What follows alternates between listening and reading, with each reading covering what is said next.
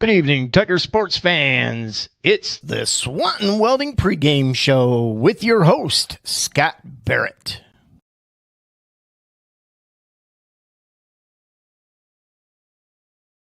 Senior night here, Rex Lindgren Stadium, Kip Kern Field. Coach Moeller and I reviewed the Patrick Henry War of last week and previewed Evergreen Week 8's opponent. Let's hit the interview on the 50, Week 8. Good morning and another edition of On the 50 with head coach Casey Moeller, and it's just hard to believe we're approaching Week 8. Casey, I mean, Week 8, we get older and these things go faster for us. Yeah, it's definitely fastest 10 weeks out of the year, no doubt about it. And you've been saying that, though, for a while. Even when you were younger as a DC, you'd say, man, this goes fast. Yeah, you go from one week and you dive right into the next, and you feel like, all right, we got a couple days here, and then you play the game and it's on to the next one. And before you know it, you're 8 weeks in, and you're kind of like, what the heck just happened? So sometimes you got to tell yourself to smell the roses along the way, and just hopefully things slow down. But it's coming fast here. Well, certainly a great start, and a start that we all anticipated. But, you can anticipate all you want. You still got to get some things done before we get on to the Evergreen game, which I think is a compelling matchup this week. Quite frankly, Evergreen surprised some people. That was one heck of a football game Friday night with Patrick Henry. You got to tip your cap. Patrick Henry isn't really known for triple tights and fullbacks, but man, they wanted to mix it up. And how do you feel about, as you look back? I know you like to spend more time looking forward. You don't really dwell. You do that on Saturday, prepare on Sunday. But overall impressions of that, just the way that game was played Friday night against Patrick Henry. Well, with a game like that, we actually spend a lot of time on Sunday night kind of evaluating, what happened throughout the game, and where we made mistakes as a staff or as a team, and how we respond to that moving forward. So we spent a considerable amount of time doing that last night at our meeting. When you look at it, we had, a 4-quarter game, and it was kind of a nail biter, but I thought our kids responded really well in that situation, which is something we probably needed. We don't want, but we probably needed that a little bit. And so it was kind of good to have your back against the wall and respond in a positive way and come out of there with a win. But you look at the game itself, and afterwards you feel like we should have had 17 more points there. We missed a field goal. We had a touchdown called back. We get down inside to the 5, and there's a phantom penalty that was just one of the worst calls I've seen. And that took points off the board for us. So we felt like, we should have had more points than what we did. And we feel pretty fortunate to get out of there with the win. Defensively, I thought we played really well. We had a turnover early that set them up on an extremely short field. We stop them on 4th down. They fumble it, and it bounces right to them in the end zone. So that was at halftime. We were telling ourselves our defense was played well enough that we feel like we were in a good place. We had to get some things worked in on offense. And even that, we felt like at the end of the second quarter, we had finally found some things that we could do that we thought coming out in the second half we could continue to do. And, again, you have turnover, penalties. So offensively in the second half, it felt like we were doing some good things. We just couldn't get out of our own way. Again, you don't like to dwell on, but these are the kind of games that gives you a little foreshadowing to the Canfield South Ranges or the Carries, or you've been in all those games and you've won those games and you've lost those games. I just feel like the physicality of the game is eroded over the years. Of course, I played in the Caveman days and you played in Caveman Plus days. But what does a game like that do for not just your staff, but like acclimating your players? Because whether you know it or not today, you don't know exactly how the playoff matchups look, but you can pretty much assume a Canfield South Range is sitting there and some very heavy artillery waiting to have a physical, kind of matchup with you in the playoffs. What's a game like this do for that? Well, I think it really prepares you. Yeah. If you go through the season, 10 games and you've never had a physical game, when you get to one, you're not ready. Yes. So hopefully this kind of gets you ready and amps you up a little bit. Like, okay, here's where we're at. We still need to continue to get a little bit better, more physical, because that's the type of game that ultimately you're going to get to. Hopefully, if you get 2-3 games into the playoffs, that's what you're going to see. Those are the teams that are going to be there, especially at our level in Division 5. There's some really good athletes, but it's not like you're playing Mentor or Cincinnati Moeller that's got all kinds of D1 athletes all over the field. Most of these teams are going to be physical and have good athletes, and that's kind of how PH is. They were big, big up front. They played downhill and they really ran to the ball. So seeing that is going to hopefully make us better. I really thought they controlled our explosives in the run game. We seemed to really rely on some of those big, because your offensive linemen do such a good job blocking downfield. Your receivers, Ryan Miller does a great job of getting those guys blocking downfield. Chris Riggy, those guys really coach it. That's why we get big explosives in the run game. But Patrick Henry really limited these. You had to matriculate, and it was a great game for Whalen, because that's the kind of game. Although he can go, he's a home run hitter, but that's a game where someone like Whalen can just deliver a lot of body blows, and he did in that last drive. Yeah, and the lack of explosive plays in the run game is when you see a team that really runs to the ball as well as they do. Those teams cut off those big plays. We played Coldwater last year. We didn't have a lot of explosive plays. Or when you played Valley View in the semis, and even Perry, they get especially at level 2 and 3, they get guys going to the ball on good angles, and it's hard to break those big plays. And there was one, I think, Whalen did have one, and it gets called back. Right. So those are things we want to eliminate those penalties, but we know in big games, we talk about playoffs, especially, and that was kind of a playoff type game. It was. Your 50-yard runs from the regular season become 20-yard runs. Right. Your 20-yard runs become 10-yard runs. Your 10-yard runs become like 3 or 5-yard runs. So we have to be patient and understand we're not going to hit those big home runs all the time. Did you feel this looked like you? Of course, you always look comfortable calling plays because your demeanor is certainly more controlled, unlike some coaches I know in the history of the program. But you looked really comfortable in that last drive. I mean, obviously, I do think the attrition piece, the depth, and some of the things that we did early in that game, you didn't see it until the fourth quarter in that last drive. Do you feel like, because that last drive was just a masterful kind of, and I think PH had finally started to feel the effect of our depth and some of the way we can execute, and you look really comfortable late in that game. Well, I'm glad I looked comfortable. I don't know that I felt real comfortable. The one thing I did know when we got the ball is that we had time. Yeah, that you did. We didn't have to panic and go hurry up mode. That as long as we kept the chains moving, we didn't have to get out of what we like to do. And so that was a big piece of it. We started out, I think we had a 5-yard penalty early and got 1st and 15, and that was like, we hadn't been. We're not built for that. You hate getting behind the chains. We're not built for that, but our guys stepped up and made some big plays. The line did a good job. And really, the PH did have us kind of trying to figure things out because, the Grant Smith kid is a kid that can really make plays and control a game. And we're trying to manipulate, where he's lining up and not necessarily going right at him. And there was a lot of plays where he lined up where we didn't think he was going to be, but our guys did a really good job of neutralizing him for the most part, and not allowing him to get negative yardage plays on us. So our kids really stepped up, and the last drive is kind of what we're going to need to be able to do, and it was nice to see us do that. Do you have any concerns before we get to Evergreen? And we all as fans and analysts think through, can a team really control your running game to the point where they're going to put so much pressure on the quarterback and some of the passing schemes you like to get into? And we really haven't had to do a lot of that. And I'm sure you're working on it in the background. But, I think our quarterback play has been exactly what we needed it to be. Game managers get some good runs, an occasional throw. Do you ever think through a team that really matches up with you size and physicality-wise, a little bit like what PH did to a degree, are going to put some pressure in that passing game on your quarterbacks at some point? Yeah, absolutely. And that's why, somebody would come to our practice and say, you guys pass the ball a ton in practice every Monday, every Tuesday, and then you don't do it in a game. Well, I believe that at some point we're going to have to pass, and we got to be prepared for that. Yeah. And game situations a lot of times will dictate that.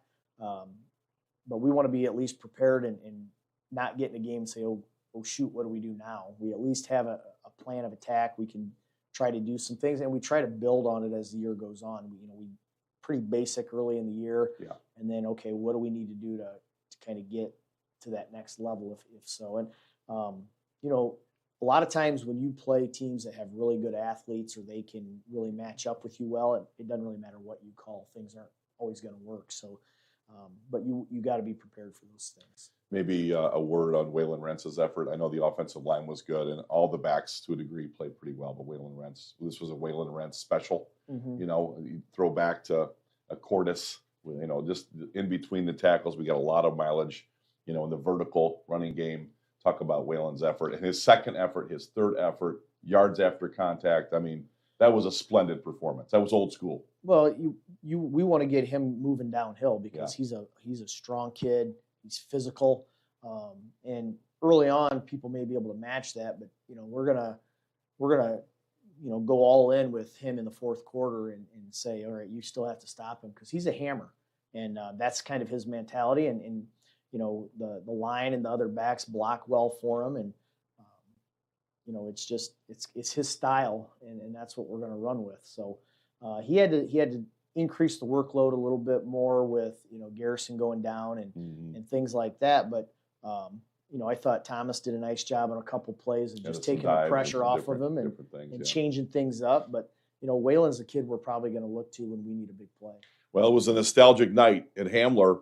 It looked a lot like 1980s and 1990s, the eras we played in. It took a physical, certainly, effort to get through Patrick Henry. All credit to Bill Inseman, but ultimately a big win for Liberty.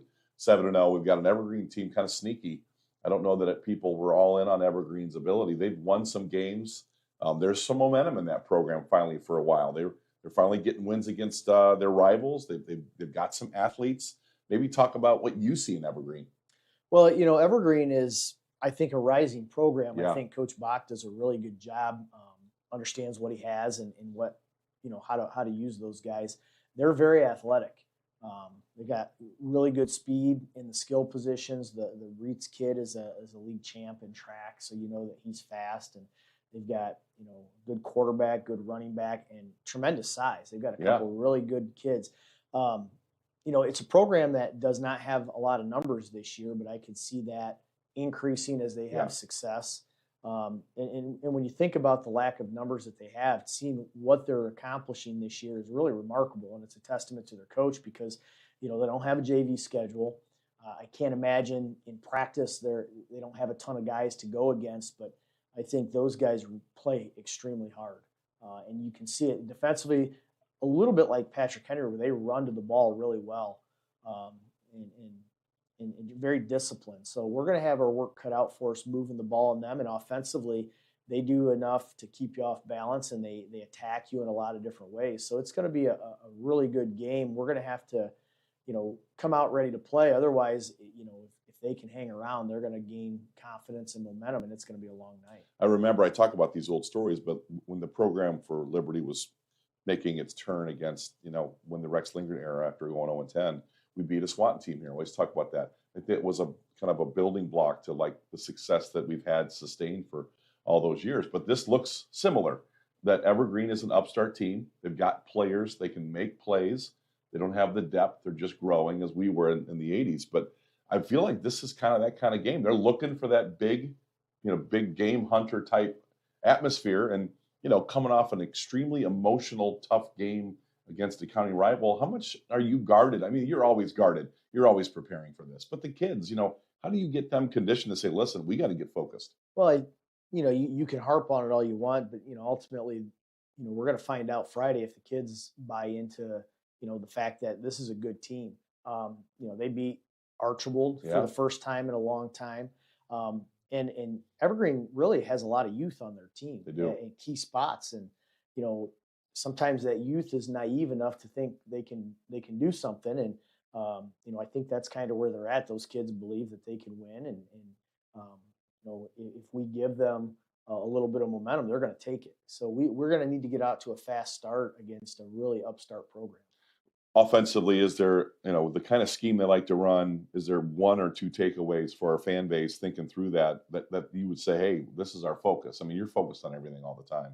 You got the coaching staff that are just outstanding on the detail part of the game, but talk about like one or two things that we got to get really focused on this part of Evergreen's offense. Well, we're always going to look to stop the run first, and they're a primarily run team, but they do have the athletes on the edges where, they can make big plays down the field. So if we don't, kind of keep a lid on the passing game, they're going to make some big plays, and they do a really good job of sneaking the tight end out as you're creeping up trying to stop the run. So we got to be prepared for that as well.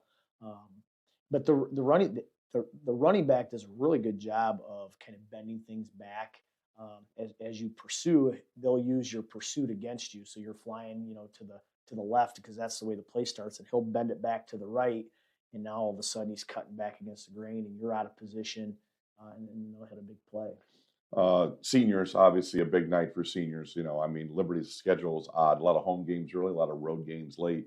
You got to go on the road and face a Delta team and a Wasion team. So this is your essentially last regular season game at home. Talk about the seniors. And I know that in the banquet you do a good job of saying their 4-year record, or this is the number of wins. And these senior classes continue to have these extraordinary win totals and win percentage, and the senior class is no different.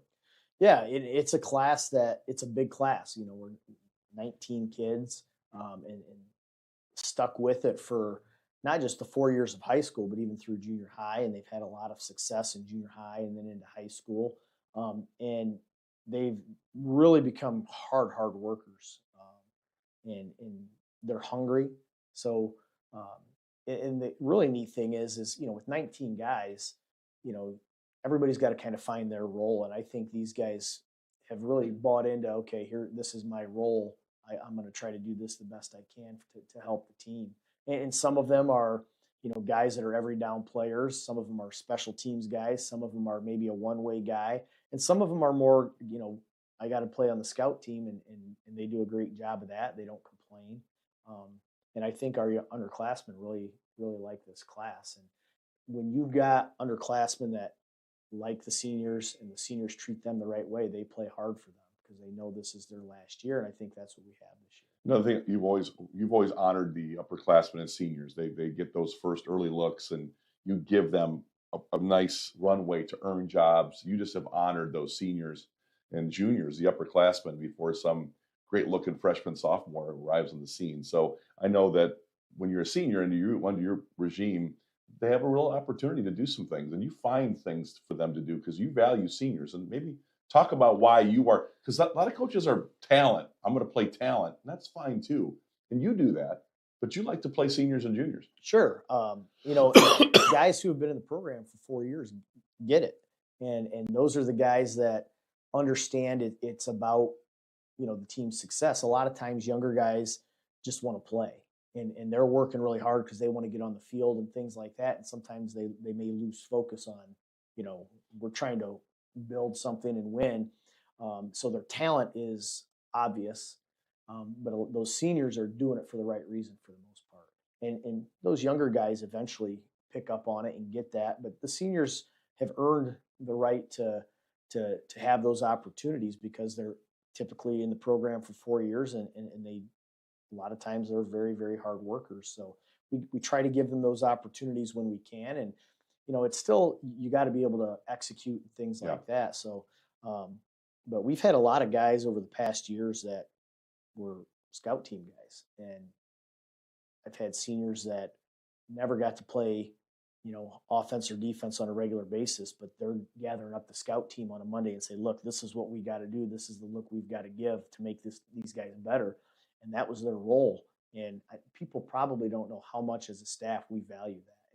And, there's a couple of them we still talk about, from 2 years ago, an Austin Legg type who was just a phenomenal leader of knowing, here's my role. I'm not going to be a superstar, but this is how I can contribute. And he loved his teammates enough to do what he had to do. And we've got a lot of kids like that on this team.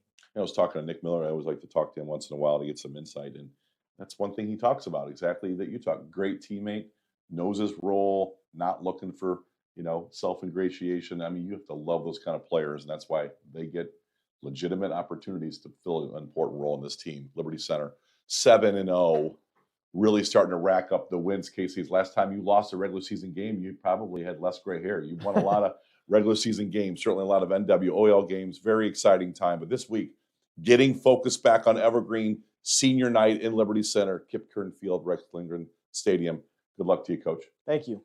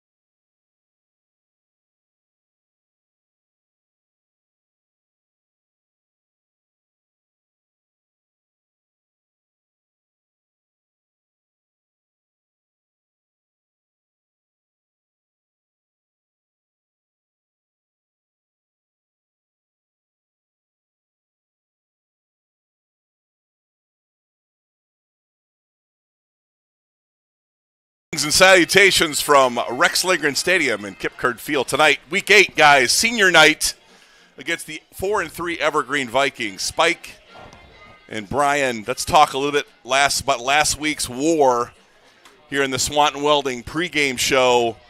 What a game last week, and you've been able to see these teams, Liberty Center teams, work to games and then work out of games on Saturday. You hang with them a little bit in the week. You see a lot of different things. Talk about what you saw last week and what you saw coming into this week. Well, everything on the surface seemed to be copacetic. Right. We came in, everything thought it was good. We struggled a little bit. We come out with a couple different new formations, yes. and then we kind of stubbed our toe a little bit, punted away, and all of a sudden things started happening wrong, and we didn't come through a few times, and Patrick Henry got a little bit of mental momentum, yep. And here we are. Jiggy, Bill Inselman was humiliated here last year, 62-0. Yep. He lost his quarterback in preparation, and they had to switch schematically to go to a running quarterback, they weren't ready. They were not ready, and Liberty was certainly at the top of their game. They circled that game. They made it homecoming. Yep. When's the last time a good Liberty team's been played on homecoming? Doesn't happen. I think they put a year's worth of preparation, and you could really tell. They played a great football game, great game plan. Bill Inselman and Patrick Henry, your observations from last week. Yeah, I think the thing that I was impressed with most about Patrick Henry is their physical line play, offensively and defensively. And I think that's something that's been lacking the last several years from the Patrick Henry squad. So I think that was a great test. And if you watch them on film, you could see some of that physicality prior to this game. And I knew it was going to be a test, and it was a test. And ultimately, Liberty Center came up on top. But that was a really good Patrick Henry football team that we played. Spike, Bill Inselman is a Hall of Famer. And over the last 25 years, no one defends Liberty Center better than Bill Inselman and his staff. And you got to really hand it to Bill and his kids. They played as physical as we've ever seen a Patrick Henry play. And there have been years, Spike, where they've been physical, but last week was especially physical. Well, yeah, and Inselman has that way about him. He does. I think he has scouted Liberty as well as anybody ever has, and prepares therefore about it. And last week he took a team that was, in my book, I'm speaking only in my opinions here, they were not as good as Liberty. They were not as talented. But that was everything. That was their whole season was aimed toward this game. Liberty Center, everything is strained towards the long haul. We want to play 15 or 16 games.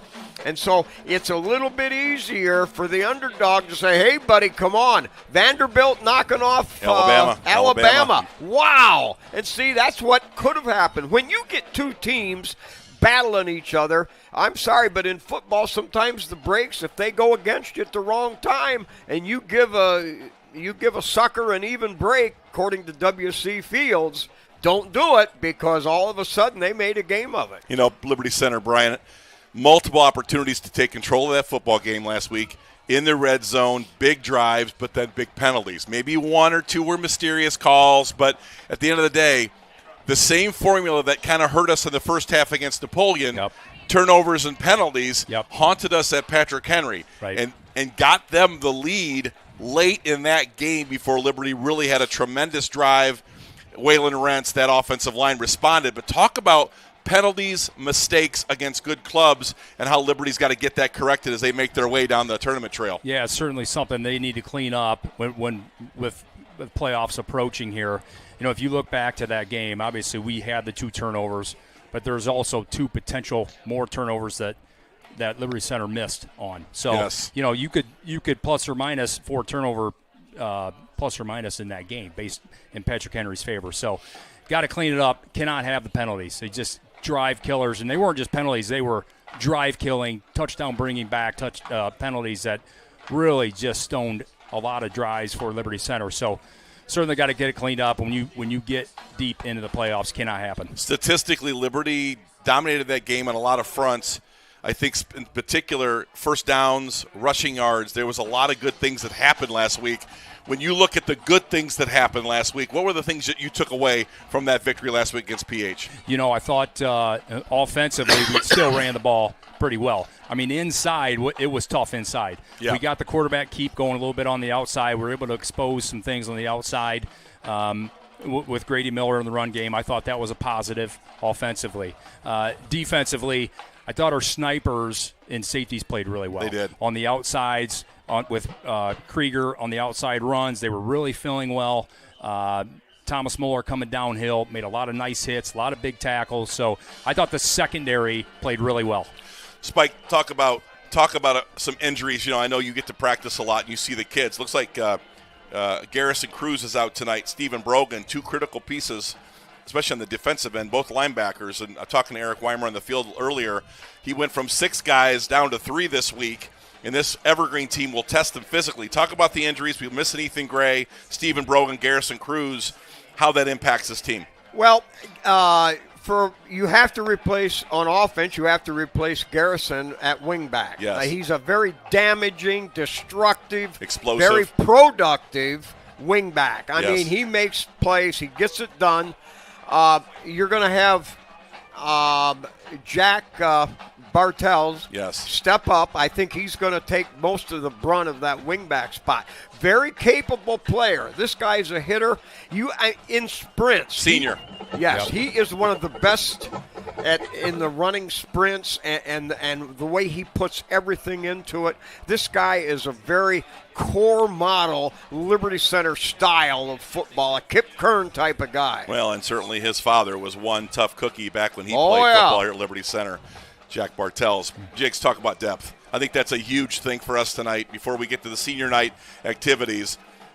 73 kids, but each of these rooms, linebackers, snipers, defensive backs, offensive line, each of these rooms are chock full of good players. Guys with good rotational players that will step into these roles tonight. Losing to Stephen Brogan's a big deal. Yeah.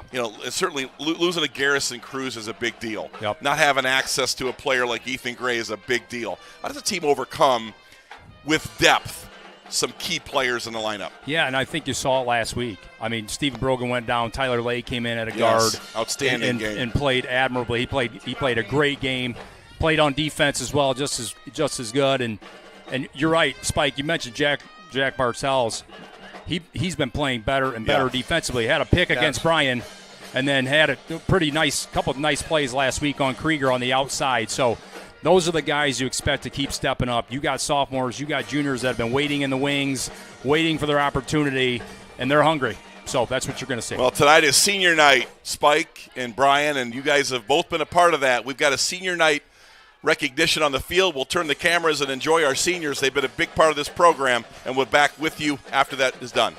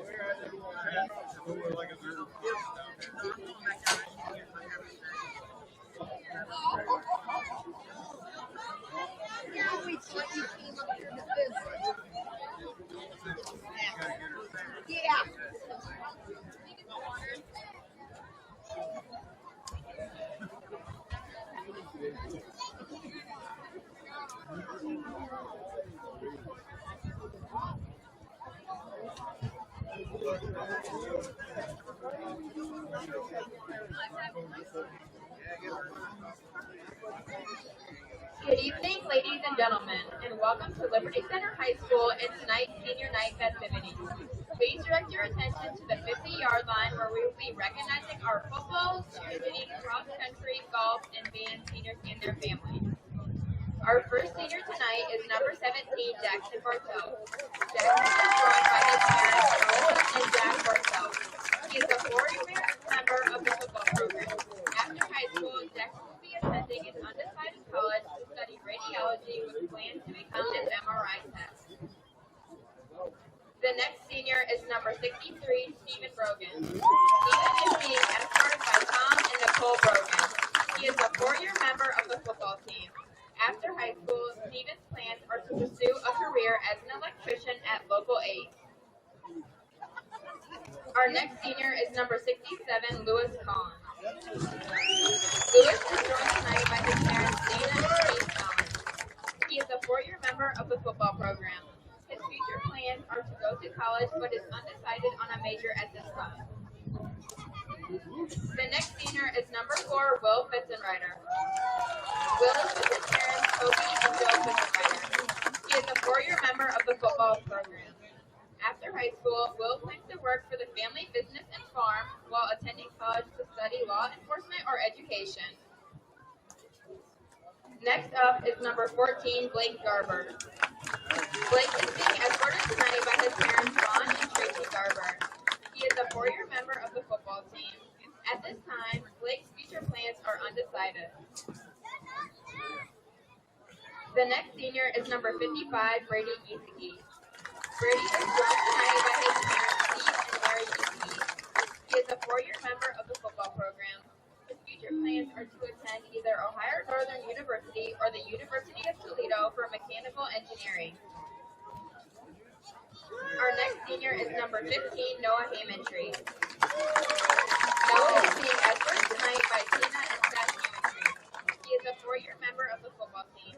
After high school, Noah plans to attend the University of Toledo and major in landscape architecture and join the United States Air Force. The next senior is number 7, Camden Colley. He is being escorted tonight by his dad and stepmom, Eric Colley and Terry Colley, and his mom and stepdad, Rachel Pound and Alan Pound. He is a 4-year member of the football team. After high school, Cam plans to pursue a degree in business management or enter a skilled trades union. The next senior is number 69, Tyler Kern. Tyler is being escorted by his parents, Mary Kern and Cindy Kern. He is a 4-year member of the football team. After high school, Tyler plans to attend college for business and architecture, but is undecided on a college at this time.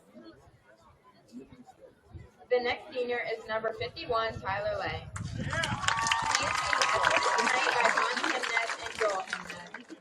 He is a 4-year member of the football team. Tyler's plans for after high school include pursuing a career in engineering field either through college or the military. The next senior is number 1, Grady Miller. Grady is being escorted tonight by his parents, Jesse and Erica Miller. He is a 4-year member of the football team. After high school, Grady plans to attend trade school to become an electrician. The next senior is number 59, Ashton Naguki. He is being escorted by his parents, Alyssa and Dave Hartford and Mike Naguki. He is a 4-year member of the football team. His future plans are to attend Bowling Green State University for an undecided major. The next senior is number 81, Tobin Pericini. Toby is with his parents, Andrew and Nicole Pericini. He is a 4-year member of the football team. Toby's future plans are undecided at this time. Our next senior is number 19, Waylon Renz. Waylon is joined by his parents, Terry and Terry Renz. He is a 4-year member of the football team. Waylon's future plans are to pursue a career in construction. Our next senior is number 84, Ian Rosebrook. Ian is joined tonight by his parents, Brady and Amy Rosebrook. He is a 4-year member of the football team. Ian's post-graduation plans are to study either business or engineering at an undecided college. The next senior is number 71, Clayton Seal. Clayton is being escorted tonight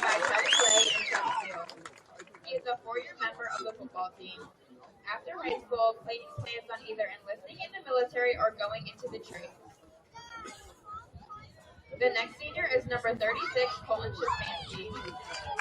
Colton is with his mom and stepdad, Amanda and Ryan Smith, and his dad and stepmom, Justin and Kelsey Schifanski.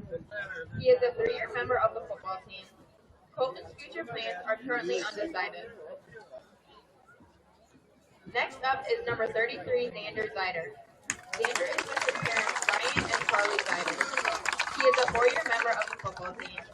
After high school, Xander plans to study business and play baseball at an undecided school. The next senior is Brooklyn Drain. Brooklyn is joined tonight by Jason and Shannon Drain. This is her first year as a member of the football cheer team. After high school, Brooklyn hopes to attend The Ohio State University to study veterinary medicine and to try out for their dance team.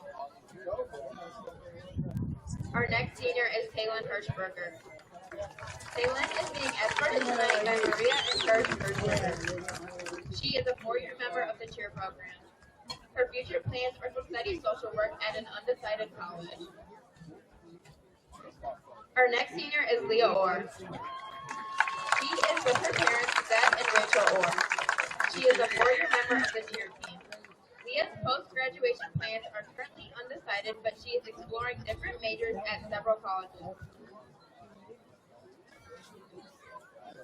The next senior is Suzanne Walker. She is being escorted by her parents, Sean and Lisa Walker. She is a 4-year member of the high school cheer team. Suzanne's future plans are to attend Northwest State Community College to complete her undergraduate studies, upon which she will continue education in the medical field. Our next senior is Libby Zider. Libby is with her parents, Norm and Sarah Zider. She's a 4-year member of the cheer team. After high school, Libby plans to attend a 4-year college to major in nutrition or sales. The next senior is Aaliyah Minnick. Aaliyah is joined tonight by Randy Minnick and Robert Minnick. She is a 2-year member of the cross-country team. Aaliyah's future plans are undecided at this time. The next senior is Jade Seiler. Jade is joined tonight by her parents, Keith and Heather Seiler. She is a 4-year member of the cross-country team. Her future plans are to attend Coastal Carolina University and major in binary geology. The next senior is Braden Light. Braden is with his parents, Rachel and Barry Light. He is a 2-year member of the golf team. After graduation, Braden plans to pursue a career in the trades in either pipe fitting or welding. The next senior is Izzy Hill. Izzy is being escorted tonight by her parents, Calvin and Emily Hill. She is a 3-year member of the golf team.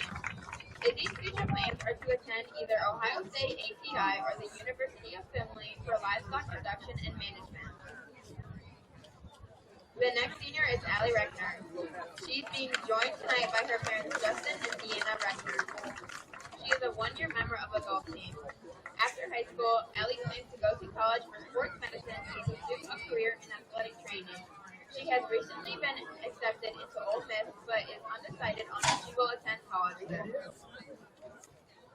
The next senior is Savannah Hernandez. She is joined tonight by her parents, Danny Hernandez and Aaron Hernandez. She is a 4-year member of the band. After high school, Savannah will be majoring in musical theater performance at an undecided conservatory. Our next senior is Robert Lamb. Robert is being escorted tonight by Neil Trash. He is a 4-year member of the band. After graduation, Robert plans to pursue a career in bus and auto mechanics. The next senior tonight is AJ Theodore. AJ is with her parents Laura Snow and Marty Gibson. He is a 4-year member of the band. After high school, AJ will be entering straight into the workforce at an undecided place at this time. Our final senior tonight is Kira Nonamaker. She's being escorted tonight by her parents Dan and Danielle Nonamaker. This is her first year in the marching band. After graduation, Kira plans to travel to Argentina to complete the bilingual Bible program and then pursue a career in cosmetology. The Liberty Center Athletic Department would like to thank these student athletes and their parents for their commitment to Liberty Center athletics over the past 4 years. Best of luck in all your future endeavors. Please join us in one last big round of applause for all our fall seniors and their families.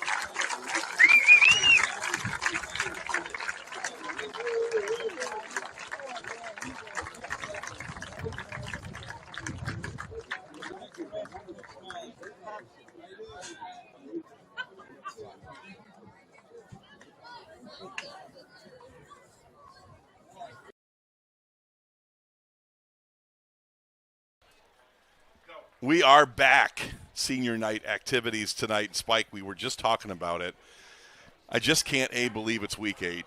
I was just reminiscing a little bit with you about 95, 96, 97, all those great years I was coaching. And you were up here with Jim doing games, and here it is, 2024. I mean, week 8, senior night, Liberty Center 7-0. Talk about all of that, like how beautiful this is, the seniors. Talk about your career a little bit. It's a pretty awesome moment here. Well, 18 seniors tonight, and I'm Yes. looking at the dynamics of this bunch. This is one powerful class. For sure. I mean, last year was last year, and we had some big names. But I think this year, this Liberty Center football team doesn't have a superstar. They don't have college-bound players. But this is a unit. This is a bunch of tough guys. This is true to form, Kip Kern type of football. It is their mental attitudes. I think mentioning last week, a lot of pressure, and they felt it. And if the dog hadn't have stopped to look at the stars, he'd have caught the rabbit, sort of thing. We can always use excuses, but penalties and turnovers are part of the game. They're in every game. It's how you respond to it that's the most important thing. We have a robust team. We are going to have penalties because of the style of football we play. For sure. And it's going to happen, but it's such a style of football that going into this week, the coaches didn't rant and rave on Saturday morning films, but they covered it well. Yep. They ran the heck out of the kids all week. They got their point across, and I think this was the best week of practice all year long. The coaches were relaxed. The kids were relaxed. And they motivated. Brogan, who is out this week, during the practice, this was so touching. He's in street clothes, and they made a mistake, and when that happens, the whole unit has to do 10 push-ups. Brogan got right down there in his street clothes and did 10 push-ups with him. That's just how unified this is. Senior. Yes. Let's talk about tonight's game, too. As you talk about the week of preparation, which included the Saturday film and review of the Patrick Henry game, which we've talked a lot about. This is a 4-3 Evergreen team with victories over Bryan, and a historic victory over Archbold, Rossford, and Elmwood, and a close loss to Wauseon that could have given them the 5th win of the season. So this Evergreen team under second-year coach Barry Bach last year won his last 2 games of the season. It was Delta Swanton, their biggest rivalry games. They finished 4-6 last year. They have won 8 games in the span of a year and a half, and they sit at 2-2 in the league. This Evergreen team is hungry. They're playing hard. Talking to Coach Nick Miller and Casey Moeller, they like this Evergreen team. They've got skilled guys. They've got a big offensive and defensive line. I think Evergreen's going to have a little bit of surprise for us tonight in terms of how they're going to play football. Well, sure, and Evergreen School District, there have been some terrific athletes come out of that area over the last 40 years. I mean, it's amazing. We look at some of that, and I look at athletes from Wauseon, from Archbold, from Patrick Henry School District, and all over the place, and they've had just as many. I think coaching has such a huge part to do with it, and that's why we're blessed here in Liberty Center. With continuity. All right, we're going to take a break here and go down for the alma mater on senior night and the national anthem, and we'll be back right after this.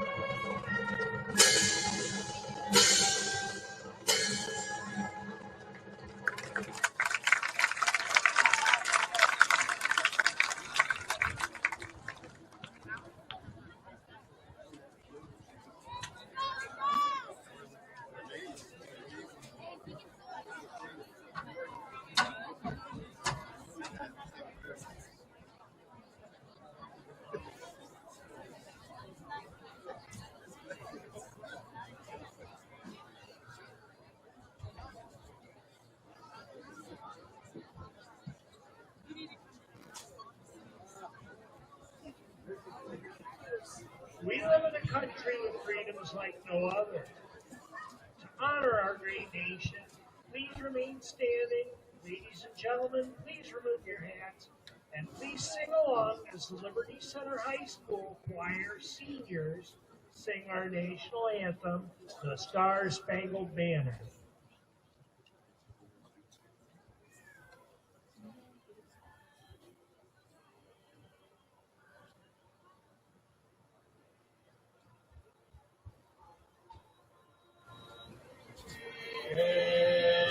At the twilight's last evening, whose stripes and bright stars through the perilous fight, o'er the ramparts we watched, were so gallantly streaming, and the rocket's red glare, the bombs bursting in air, gave proof the night that our flag was still there. Oh, sailors, that star-spangled banner yet wave, o'er the land of the free, and the home of the brave.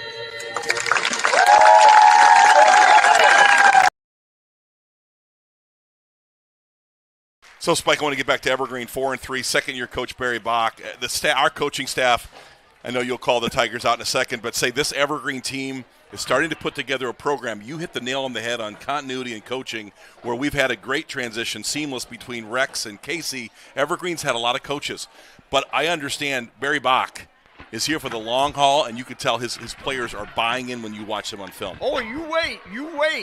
Evergreen will make a rally. That program is going to turn it around. I almost guarantee that. Well, any time that you can get Archbold, you beat Archbold, you almost beat Wassian, and you beat Bryan. When is the last time Evergreen has been in games like that and won? And I think this Evergreen team under Barry Bach is playing very well. They've got a junior quarterback in Bryce Bolger who is very capable of throwing the ball down the field and managing a football game. He runs the ball well. A senior running back who was a second-team all-league player in Max Mossing, who gave Archbold fits on cutbacks. He would start wide to the right, cut back to the left. Very, very difficult back to bring down. And lastly, Will Runtz, their wing wide receiver, he catches the ball well, blocks well. They've got a good-looking set of offensive skill players. Right. Defense all week long, everything was in defense, pointed toward the defense, defending the pass. And here they come, racing through the blanket and onto the field, breaking through. It's the Liberty Center Tigers. Oh, you gotta love it, running through the trail, coming out here on beautiful Kip Kern Field. It's 68 degrees at game time. We got a little bit of wind coming out of the west. The sun is setting, and we're here in the pit, the black hole. It's what you have made, Liberty Center, down through the last 110 years. This is a product of your love and devotion for this Tiger football team and program. Love seeing Clayton Seal, senior, singing the national anthem, Spike. How cool is that to get a senior out there in front of 2,000 people singing the national anthem. Yes. That's fabulous. I just quickly mentioned Clayton as a junior came from nowhere, and he earned a spot on the starting unit. He was a nothing, and he made himself something. And now he sings a cappella with the group there, and there's nothing more beautiful than harmonious a cappella singing. But if that's his way of getting jacked up and getting mentally ready, then bring it on and do it every week. Clayton Seal, a special talent. He also participates in musical, and he is one heck of a center. He's been a major contributor with our guards in there on the 0-1 trap game inside run. Brian Babcock, do we have you on the field? Yes, sir, I am here. Talk about what you see down there, and did we win the toss or lose it? What's going on? I don't have an update on that yet. It looks like we do have the kickoff team set to go here.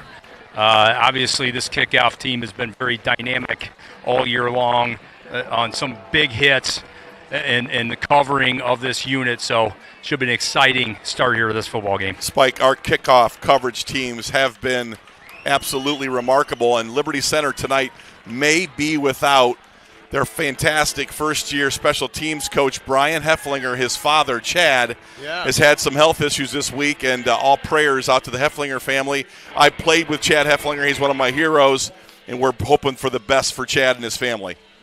Yep, that's always an issue. That there's always something else going on. That's why, as a high school football player, you are asked to be one of the greatest, and there's a lot of things that go into that. And my hat's off to the Liberty football team. And here we go, the kickoff. High end over end. That's going to come down at the 6-yard line. Return to the right. Tigers with the seam there, but they closed the gap quickly and brought down out at around the 25-yard line. Jigs, who was that on that tackle? Is that Max Walker on the tackle? Max Walker, big stick there, cutting across the grain. What a start there for Liberty. Was that Max Mossing, the senior, on the kick return? He's a guy that's pretty shifty in the open field. Was that Max number 4, Brian? You see the number on that? Let's see if we can get the guards, because Brogan is not – he's a starting guard. Let's see who the Well, we'll start on defense here. The linebackers. I'm sorry, yeah, duh. The linebackers here. Looks like Stephen Brogan is going to slate and play tonight. He was not supposed to play, but Tyler Lay will play one linebacker, number 19, Waylon Rentz, the other. All right, out of the gun, motion this way for Evergreen. They dump it short, looking for a seam, splits that, dives forward, picks up about 5 yards on the play. Colton Robertson with the catch. Again, catch and nice little gain on the quarterback. You call it quarterback screen. Wide receiver screen, and Evergreen, good gain on first down, 2nd, 6. Guys, keep an eye on the quick passing game tonight. I think if a weakness of Evergreen is their offensive line, they're going to get a lot of time to throw the football tonight. I think you'll see a lot of quick passing. And here we go. Brogan is not going to play. And number Suits 63 is right out there. Senior. What a man. All right, spread formation, motion, coming around deep. They're going to hand it off right up the middle. And Liberty Center defense there stacks him up. No gain on the play. They run what they call like a power spread, Spike and Brian, meaning they want to look spread. They want to spread the field, but they're going to run the football on the inside. Offensive line is big, a little bit inexperienced, but if they get hat on hat, they're not going to be Patrick Henry's offensive line, but they could get you moving with their size up front, averaging 250 pounds on that offensive line, Spike. Wow. All right, so Evergreen comes out, 3rd down and 5 from their own 30. 2 wide outs to the far side, one over here lining up in the pistol. Low snap, scoops it up, has to get rid of it quick, down and out, caught. Right at the 35-yard line, and that's going to be close. That might be enough for a first down. It is. They're going to move the chains. Wow, laid it right on the money. We had reasonably good coverage. We knew that their quarterback could throw the ball, Bryce Bollinger. And, Brian, you're right, quick passing game. Been effective so far, first down. And Bryce just put the ball on the money. They're moving the chains with that short passing game. Yeah, he's got a live arm. If you give him time, he can pick you apart a little bit. And he's got a arm that he could throw a 45, 50-plus in the air. And they will take some shots tonight, so keep an eye on that. Yeah, like I said, that's all we practiced. 2/3 of our practice time was spent on deep passing to stop it. All right, now they're going to run that little sweep. No, keeper right up the middle. The quarterback faked that jet sweep and took it up the middle for maybe 3, maybe 4. Little read option by Bryce Bolger. This time they brought a wide receiver across the formation, faked, and good read by Bryce to pick up a couple yards, 3 or 4. And again, inside run, this power spread, Brian. They like to run out of this spread, get people kind of spread out a little bit and run underneath them a little bit.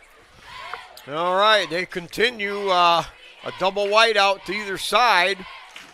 Out of the pistol. They're going to hand it off the right side, knifing through there, slowed him down, breaks 1 tackle, but still stopped for a 2-yard loss.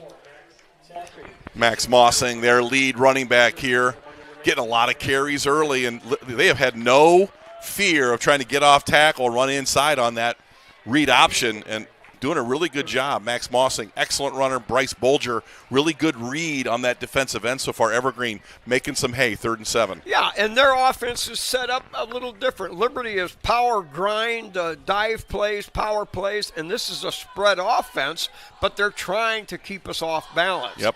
But it's not the same ground and grind like Liberty's offense.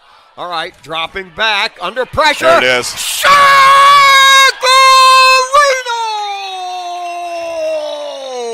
Brian Babcock, there it was. I mean, Spike with the Sacarino, and you called it. Anything over 2 seconds, Liberty's going to get there.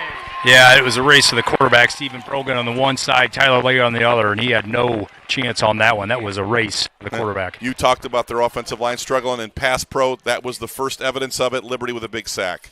All right, Old Crew and Collie back deep, left-footed punter, high wobbler, comes down at the 30. Picked up there after a bounce, looking for Collie, kicks it outside, picks up about 12 yards on the return.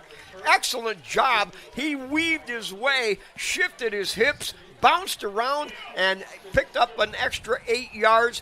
We have 2 great return people with yards after the catch. Well, Cam Collie is a weapon in special teams. He couldn't quite get to the wall. I think the initial bobble of the ball kind of screwed with the timing of the wall, but actually Cam Collie, big yards, Liberty Center starting on their own 43-yard line, 42-yard line. All right, 4 minutes gone here in the first period. Obviously no score. Liberty Center lines up out of the eye.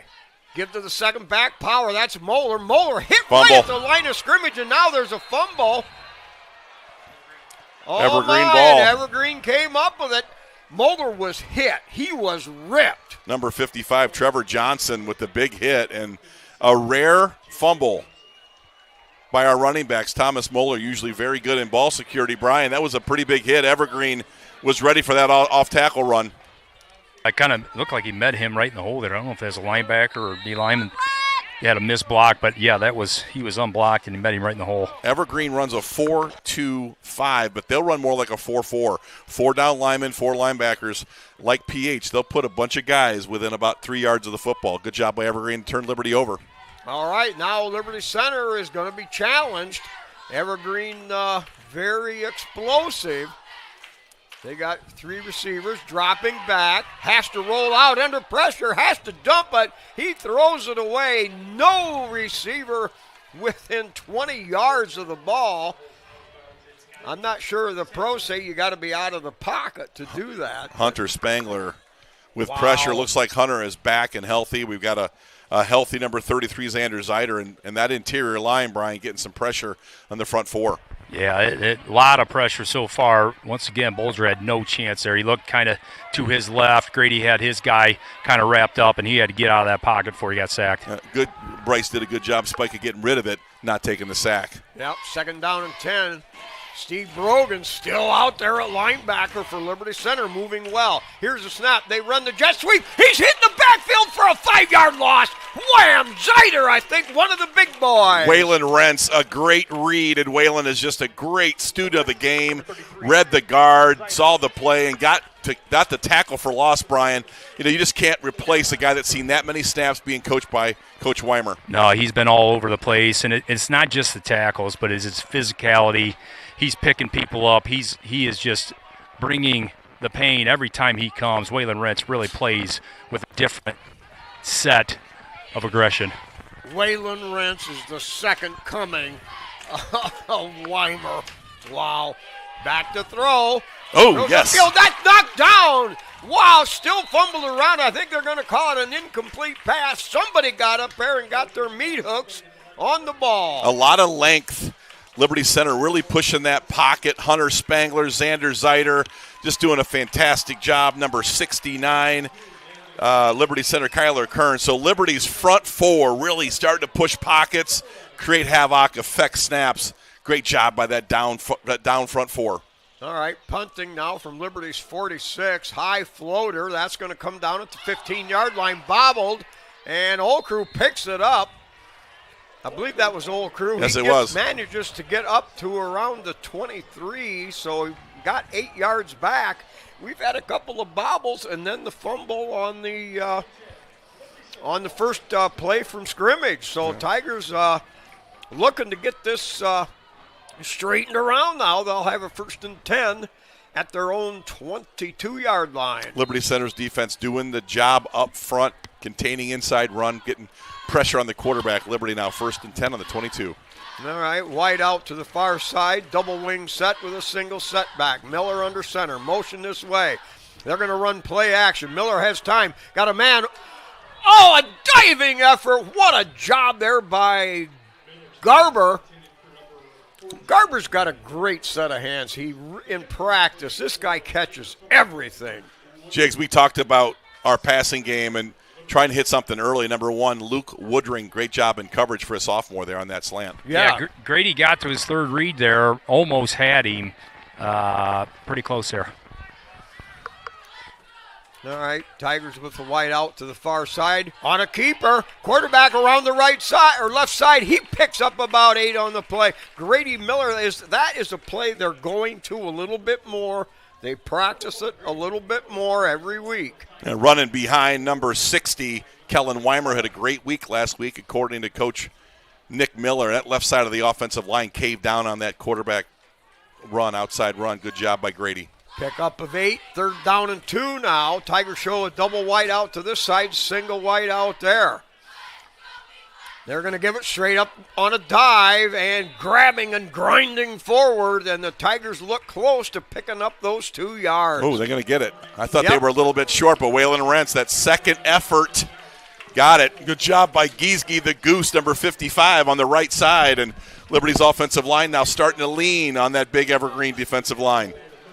All right, let's pick up the guards here. Let's see. Looks like Tyler Lay on one side, and I'm going to guess Steven Brogren on the other. All right, wing right package.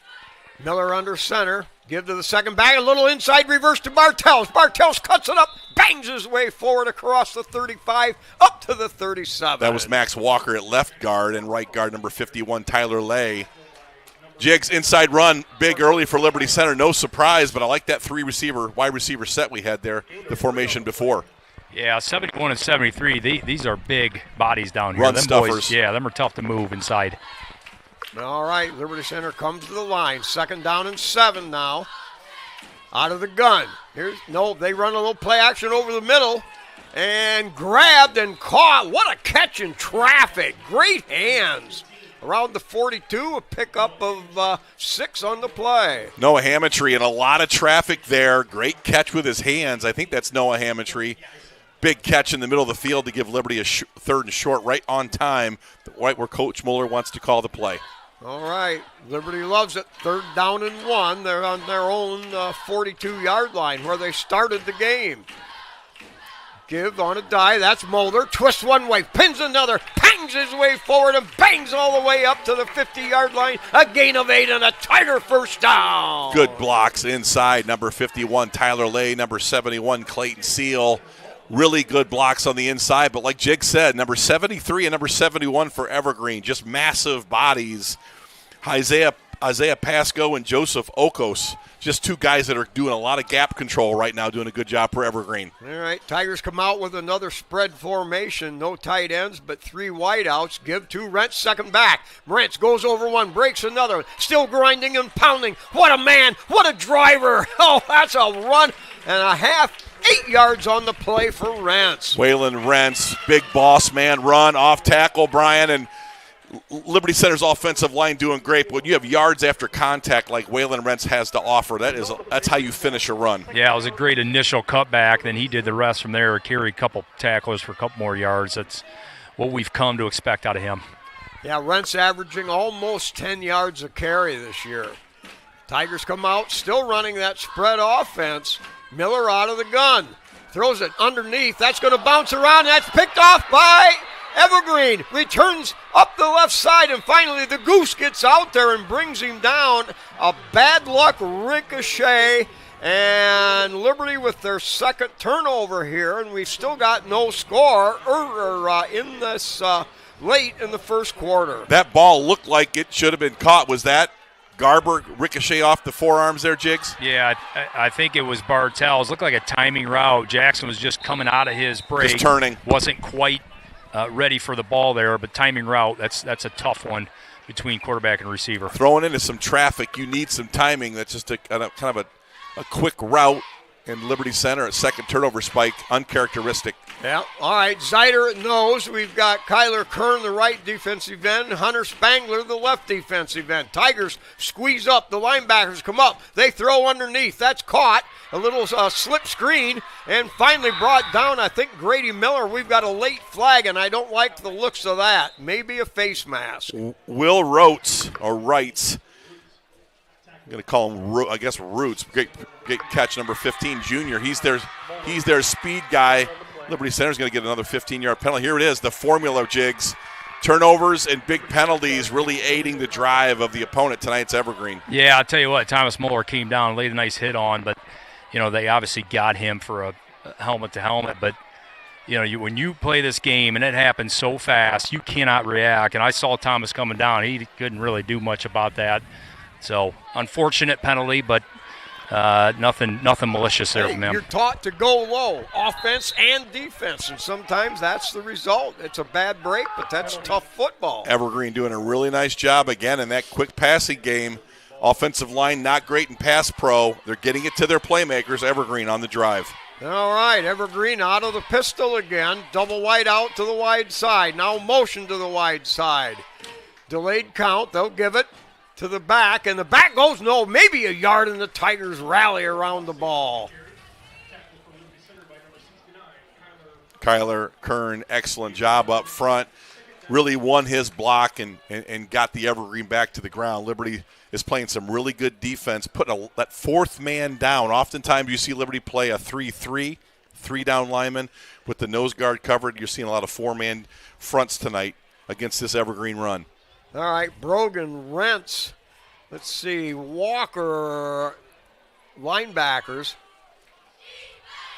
All right, Evergreen comes out under center, tries to do a little inside handoff and slips through, picks up maybe a couple on the play, but the Tigers come back, challenge, and catch up, and now we've got a man down for Evergreen. Was that a speed draw or a lead draw there, Jigs? Because we run blitzed that and created some havoc. It was a pretty good-looking play design. Yeah, Stephen Brogan came through, blew the play up, but I think there was just so much aftermath of him, a couple of the linemen up, that running back was able to fight a little seam there.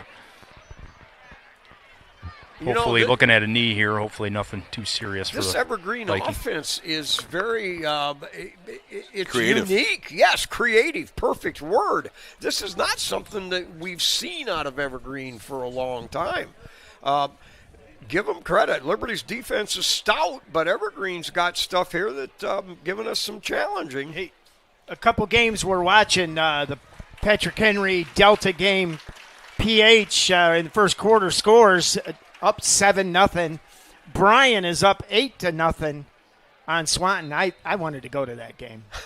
Epic. Well, yeah, I would could actually like to have probably do seen it. play-by-play. I guess those each one of those teams looking for win number one tonight. Yeah, number one. That's hungry. There's going to be some good game. I'm not being facetious. Archbold's up 3-0 on Wasion in the first quarter. Rivalry game right there. Yep. Yeah.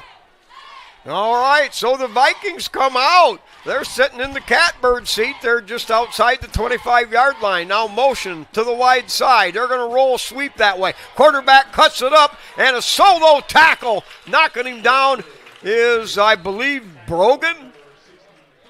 Yep, Steve Brogan came bombing through there to put the kibosh to that. It'll bring up 4th down. Hunter Spangler forced that play back inside, and Hunter very active early. I think finally feeling his health, Spike. He's been banged up. We've seen a lot of snaps. He's gotten off the hand quickly and won his block. He's winning a lot at the line of scrimmage. All right, the ball at the 25, so it'll be a 42-yard field goal attempt. This kid can kick. It's up. It's blocked. Somebody got a block in there. Spangler or maybe Brogan. Not sure, but Liberty Center blocks the field goal attempt, and the Tigers will take over there at that line Let's of see if scrimmage. we can get a replay of that, Spike. That's a big block. Evergreen can kick field goals. They lost a game earlier this season at Wasion 7-3. Let's see if Boom Boom can get us a replay. He might not be able to. Here we go, replay. Hey, don't doubt Boom Boom. Here we go. Who's in the middle there? That's a Hunter Spangler. That's Xander Zeidel. Let's see who gets a hand on this. Ooh, looks like Hunter Spangler to me, number 75. Yeah. And that's just a big man, Brian, a big block, because Evergreen, any points early in taking a lead would be a big victory for Evergreen. I was going to say, I'm not sure what they're doing here.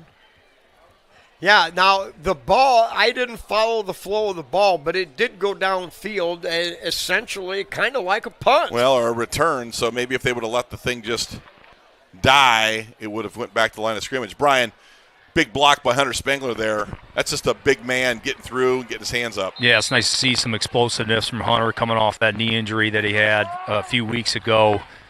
Big play there. Hey, we're back. Tigers on the offense. Minute and a half to go here in the first period. Out of the gun. Motion that way. They'll give that inside hand off the wrench. Cuts it around the left side. Breaks one tackle. Bites through a couple more. Picks up around 10 yards. Good block by on the pull by number 50, Max Walker. And you get 19 off tackle, one-on-one. You need a bunch of bodies on top of Waylon Rents to get him to the ground. Good first play, and I'll take the yardage. All right, they give him 9, so we're looking at 2nd down and 1. Let's see just how much different the Tigers run their offense without Cruz at wingback. They've got Colley spread out wide over here. Now motion to the wide side, give straight up middle. Pounds through one, dives forward up to the 25, and it's 2-yard gain. Tigers move the football. Trevor Johnson, number 55, senior. He's done a great job inside for Evergreen, but Liberty does move the chains here with under a minute to go. But Evergreen, so far, so good, Brian. They're right in their standard package, 4-2, 4-down linemen, 2 linebackers to handle Liberty Center. Yeah, and this is what you've seen all year from them. Their front 7 is very stout. All right, Garber spread out wide to the far side. Tigers with a double wing package, 2 tight ends. Now motion out of Moeller. Moeller, play action. No, Miller fires it upfield. That's going to be caught. Wow, what a route. I believe that was Jackson Bartels. Jackson Bartels out of his wing. Did kind of a slant across the angle of the field. Kind of got out of there, came all the way across and got underneath the coverage. And the Tigers move the ball up to the 39 and another 1st and 10. Colley spread wide to the far side. Now the Tigers shift over. Zeider, a tight end over on the right. Wing left set. Here's a give to Moeller. Moeller cuts it outside. Now behind the blocker. Cuts back inside. Up across the 45. A gain of 7. Hunter Spangler out there making some room along with Weimer. Yes. Good job, though. Good cutting. Like Thomas Moeller. I thought he had some space. There's Spike if he got to the sidelines, but Liberty Center on the drive as the first quarter ends. All right. Well, it's the end of the first quarter. No score here. We'll hear from our sponsors.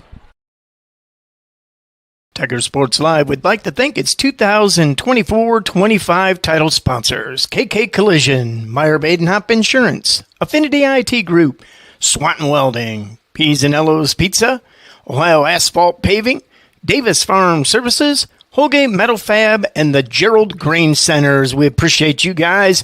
They support us, so please support them. All right, we're back here, getting ready to start the second quarter. You know, it's been an interesting first quarter, guys. Mishaps by Liberty Center, but the defense comes through. Well, typically Liberty Center's hung their hat on defense I think they're the number one defense in Division 5 in terms of points given up per game. So scoring defense, Liberty Center outstanding. The schedule strength maybe not as significant, but Spike, this defense has been good all year, and it's been good for years. Oh, and they're only getting better. Hey, I do want to make a correction. That was Kellen Weimer leading the way from his left tackle spot on that 7-yard gain to end the first quarter. All right, okay, no score. A little bit of trouble with the scoreboard. Not our scoreboard, Spike. Oh, no. Not Boom ours. Boom's all over that, buddy. All right, yeah. Yeah, the scoreboard. Brian Baker will, I talked to Brian Baker this week. I said, Brian, how many years you been doing this? 56 seasons. Wow. He's been on the clock for us. 23 seasons for BGSU Falcons. That's impressive. Yeah, and Hank Baker, Brian's dad, ran the scoreboard before Brian. All right, so White out to the far side. Power sweep right, cutting it up the middle, across the green. Got a block over on the left. Bangs it away on there and pounds his way, rents all the way down to the 30-yard line. Brian Babcock, you talked about outside run, sweep, and get to the perimeter. That's exactly what happened there for a big gain for Waylon Rentz. Yeah, you run away from those two big fellas on the inside, and that seems to be where Evergreen's defense is susceptible on the outsides. I expect to see a little bit more of that here. Downfield blocking held true again for the Tigers, one of their assets. Wing left package now. They're going to give second back, heading around that left side, slips on the turf, and going down is Moeller. It'll be a loss of a couple. Simply went to dig in, and nothing was there to dig. Johnny J.J. Johnson on the run blitz. Evergreen's going to send some blitzers, Spike, outnumber us on some of those outside, slower developing runs, and Evergreen has been effective so far defending some of that outside run for Liberty Center with some of those run blitzes. Okay, Garber spread out wide over here. Tigers go with a wing left set, no tight ends. Under center. Now a little dump up the middle, breaks through that opening line. Rentz comes to the outside. He's at the 10, puts on a shoulder into the guy, and he's into the end zone. It's a Liberty Center Tiger touchdown. They're going to call him down at the 1 yard line. He knocked the pylon over. Well, I think he stepped out before he got there. Can we see that boom? See if we get a replay on that run. Great job by Waylon Rentz. He breaks to the outside. Let's see if he keeps that foot in. Good downfield blocking. Jackson Bartels, Garber with a great block. Here comes Waylon. Does he stay in bounds? I don't know. That looked like a touchdown to me. That was close. I think he got pylon. Boy, what a job getting through the line of scrimmage. I don't know how he kept his balance, and then I think they're going to two talk about super it. blocks. I thought it was a touchdown. That right foot was in bounds when he hit the pylon. Great block by 14, Blake Garber. If you're out there on the YouTube channel, rewind it. I'll tell you one of the things Waylon Rentz did is he wanted contact. He switched the ball into the other hand so his lead shoulder could take the hit. Well, I'm going to Las Vegas, Spike, on a Waylon Rentz touchdown. What do you think? A 28 and a 13-yard run, and now we're down at the 1 yard line. Tigers with a full house backfield. Bartels on the left. And it's Miller, the keeper, and he's going to pound it right into the golden end zone. It's a Liberty Center Tiger touchdown, and Liberty takes the lead 6-0. That's a big score for Liberty Center. I mean, they were on the drive with 2 turnovers and nothing like a touchdown to cure some ills, Brian Babcock. Great job by the guard and center, Clayton Seal. Big block on a touchdown run for the quarterback. Big push up front. Grady did the rest. All right, Fitzenreiter to snap.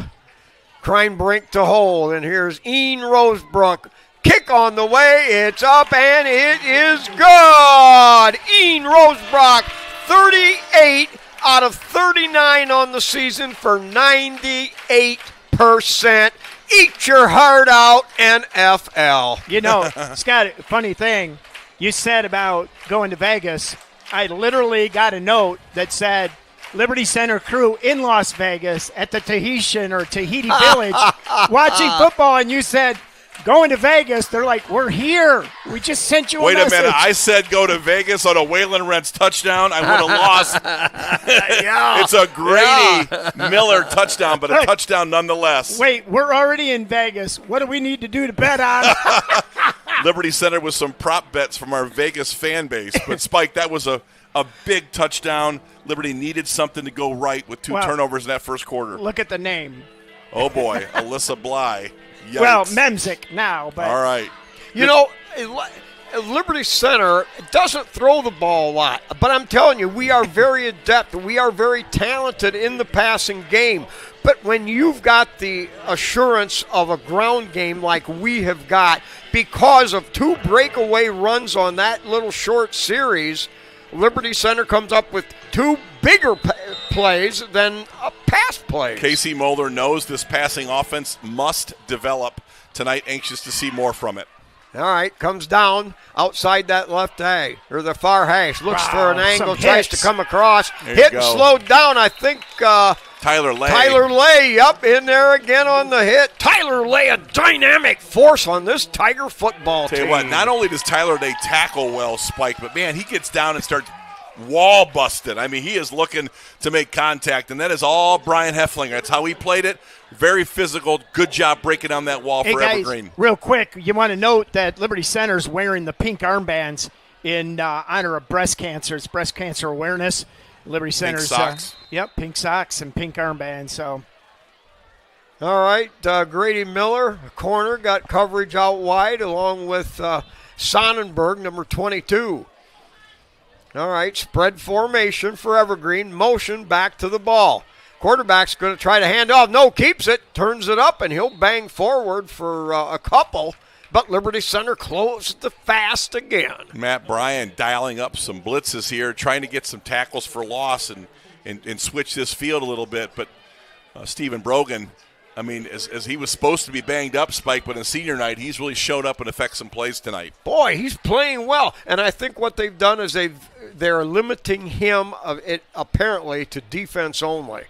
You've got Max Walker and Tyler Lay. T-Lay at the guards. All right, spread formation again out of the pistol, motion this way. Snap, they're going to fake it. They take it right up the middle, and you cannot run on Liberty Center's defense. You know, again, just dialing up some run blitzes, doing a really good job. This was Max Walker and Tyler Lay, and you've got number 57 back tonight, a player that's been banged up. Deegan Swigert also involved in the play. Liberty Center now starting to impose their will, Brian, a little bit up front. It's a big push from the defense right now. There's bodies in the backfield. Big push from the D-line, obviously, these blitzing linebackers. Team's only averaging about 60 yards a game on the ground against Liberty Center. All right, now motion again to the ball. Rolling right behind this protection, looking upfield. Throws deep, and that's going to go way overthrown, and we're going to have a flag around that quarterback when he was scrambling. A hold on Evergreen. Liberty Center again with a blitz. Max Walker and Hunter Spangler having a really good early ball game from the defensive line, chasing down the Evergreen quarterback, number 10, Bryce Bolger. He got outside the pocket, though. He's pretty athletic, Brian. He moves pretty well, throws the ball pretty well. Yeah, he does. He's definitely a run-pass threat for them, and he can, like I said, in film, I've seen him throw at 45, 50 in the air, so he can threaten you deep. I thought maybe he might tuck that thing and run. Looked like he had a little bit of space. All right, here we go. 4th down punt. Short, and coming high. Fair catch called for by Old Crew.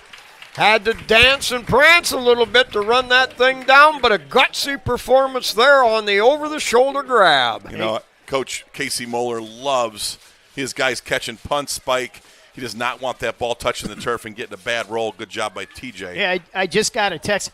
That was not our camera wigging out. When Liberty Center scored, they did a light show. Everybody's like, what's wrong with your camera? There was nothing. It's a touchdown, baby. JT Crew, not JT. JT Crew. Here we go. Yeah. All right. Liberty on the short end of the field, or short side of the field. Moeller in motion. He'll take the pitch sweep around the right side. Takes on a couple of tacklers. Fights through one. Picks up 3 very critical, rugged yards. Tigers start out in front of the chains, 2nd down and 7. You can run a lot of stuff off of that. Without Garrison Cruz tonight, Brian Babcock, a little bit different offense.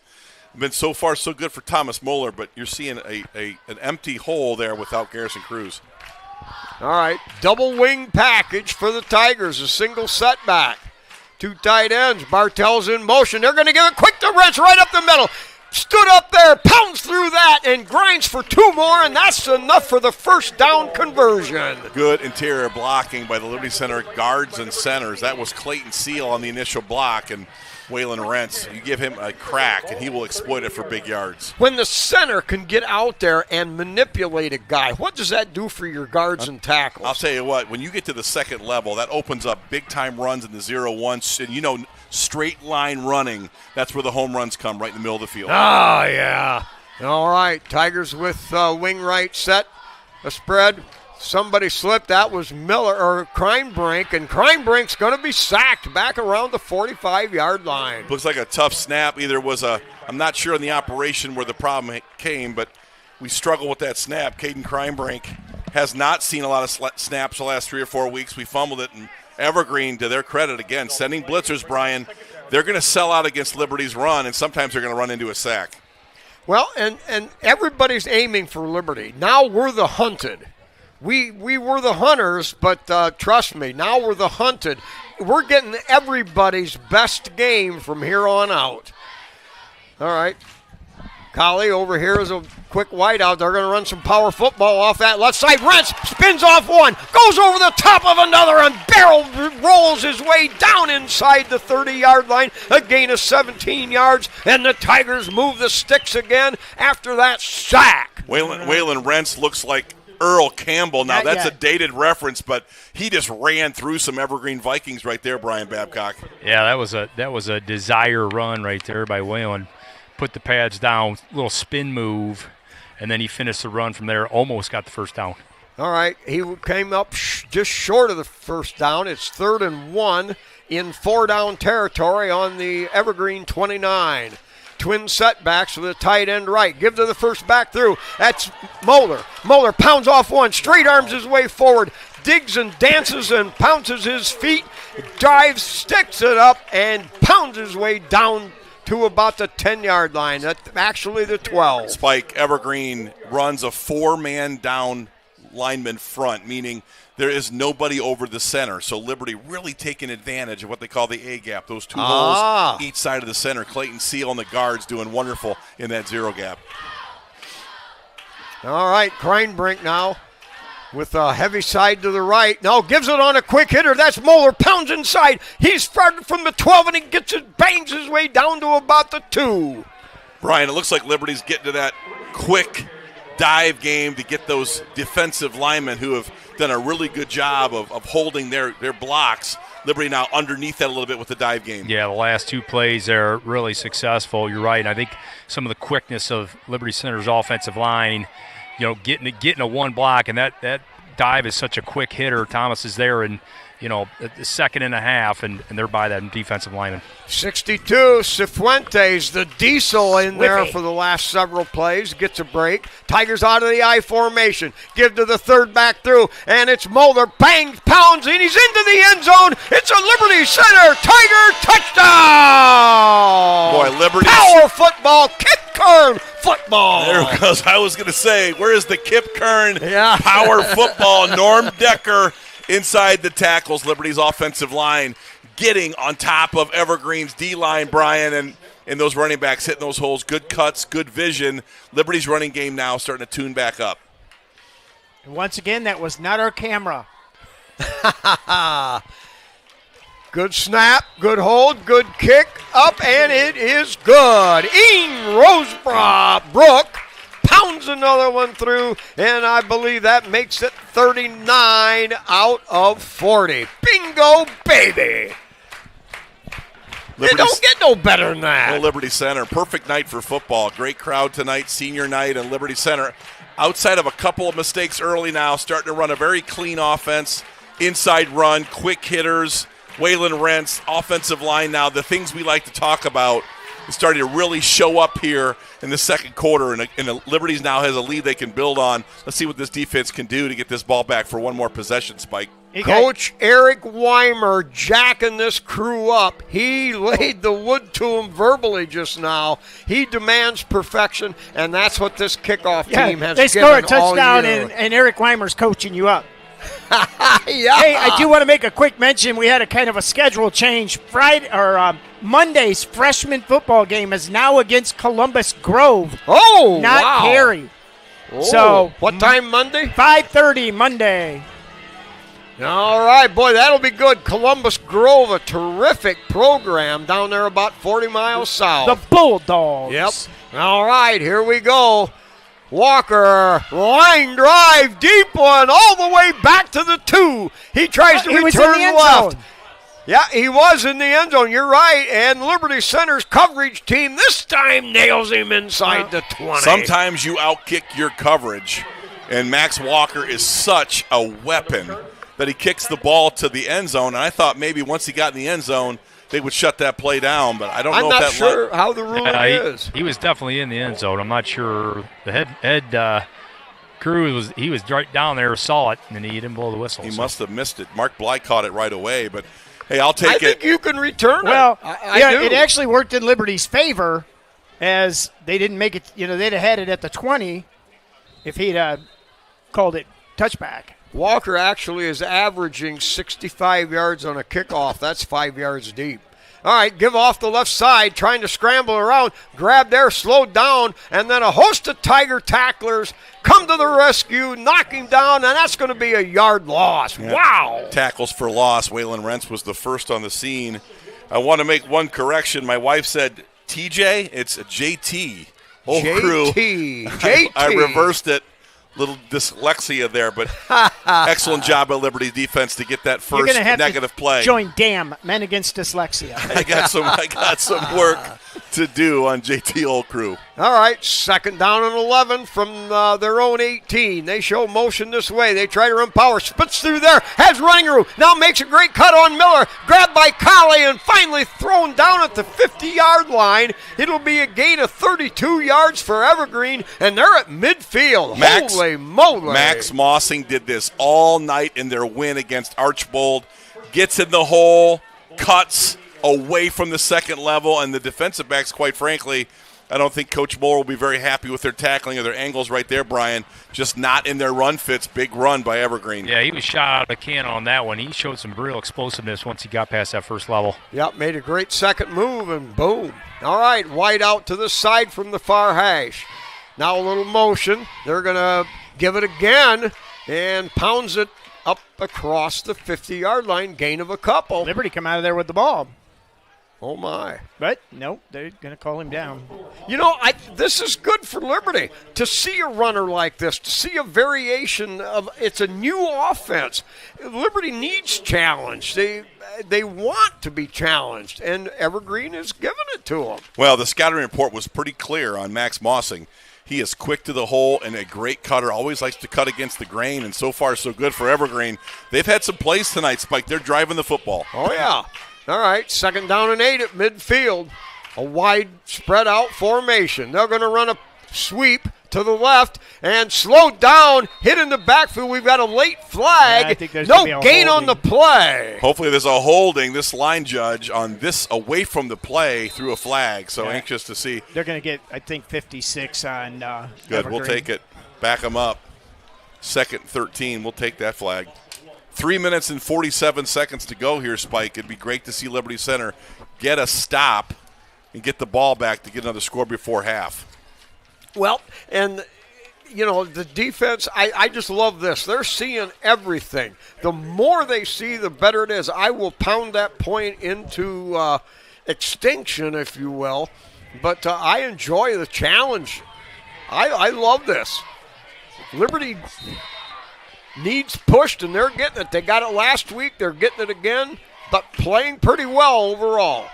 Out of the gun, dropping back, has to dump it out there. Caught it to 50, running room, dances around, down inside around the 40-yard line. That's going to be a gain of 12 and a Viking first down. Max Mossing again, catching that swing pass, Brian, and he's kind of physical. He's a senior. He was a second-team All-League player last year, and he's kind of feeling it right now, making some plays against Liberty's defense. Yeah, he's low to the ground, low gravity, running back, and nice little back out of the backfield design there. All right, he'll be the single setback. We got a double wing package. Motion this way. They're going to give it right up the middle, and Mossing pounds forward for a couple toughies against a tough Tiger interior. I don't think that Evergreen's offensive line can move Liberty on inside run, but they're going to have to run the ball inside so that read option works for their offense, because it's relying on Bryce Bolger taking that ball out of the stomach of number 4, Max Mossing. Those two are a really good team, hide the ball well, and really make up most of their offensive yardage on the ground. Yeah, and Evergreen's not throwing a lot of deep passes. This is sticking to the run. Double wing package. They're going to run a reverse sweep here around the right side. Liberty Center getting tackles there. Really impressive play by Thomas Moeller, Brian. This reminds me of you a little bit, coming downhill, vertical running support. Thomas Moeller, big hits last week, another one there. Yeah, he was really filling the lane there, Thomas did. That was pretty good contact. I could feel that one from where I'm at. And you're right, he has really been coming downhill the last couple of weeks, kind of getting into that deep safety position and filling the way that he knows how. Pretty nice play there. Yeah, and for those of you that are out there listening and watching, Brian Babcock's actually down on the sidelines, and that's something that we've added to the broadcast. We're going to try to continue that through the rest of the year and as we go into the playoffs. Good perspective for us, Spike. All right, out of the pistol. Yeah, straight drop and the play blown dead. Somebody must have moved for Evergreen. They already have a 3rd and 11, and I would imagine this will be 5 more. Illegal motion against Evergreen. This will put them at a 3rd and 16, but they're going to be inside our 50, Brian. I'm not sure they won't go for it. I'm not sure, but Liberty Center with 2 minutes to go, not a big 2-minute offensive group, but like to get this ball back if we can.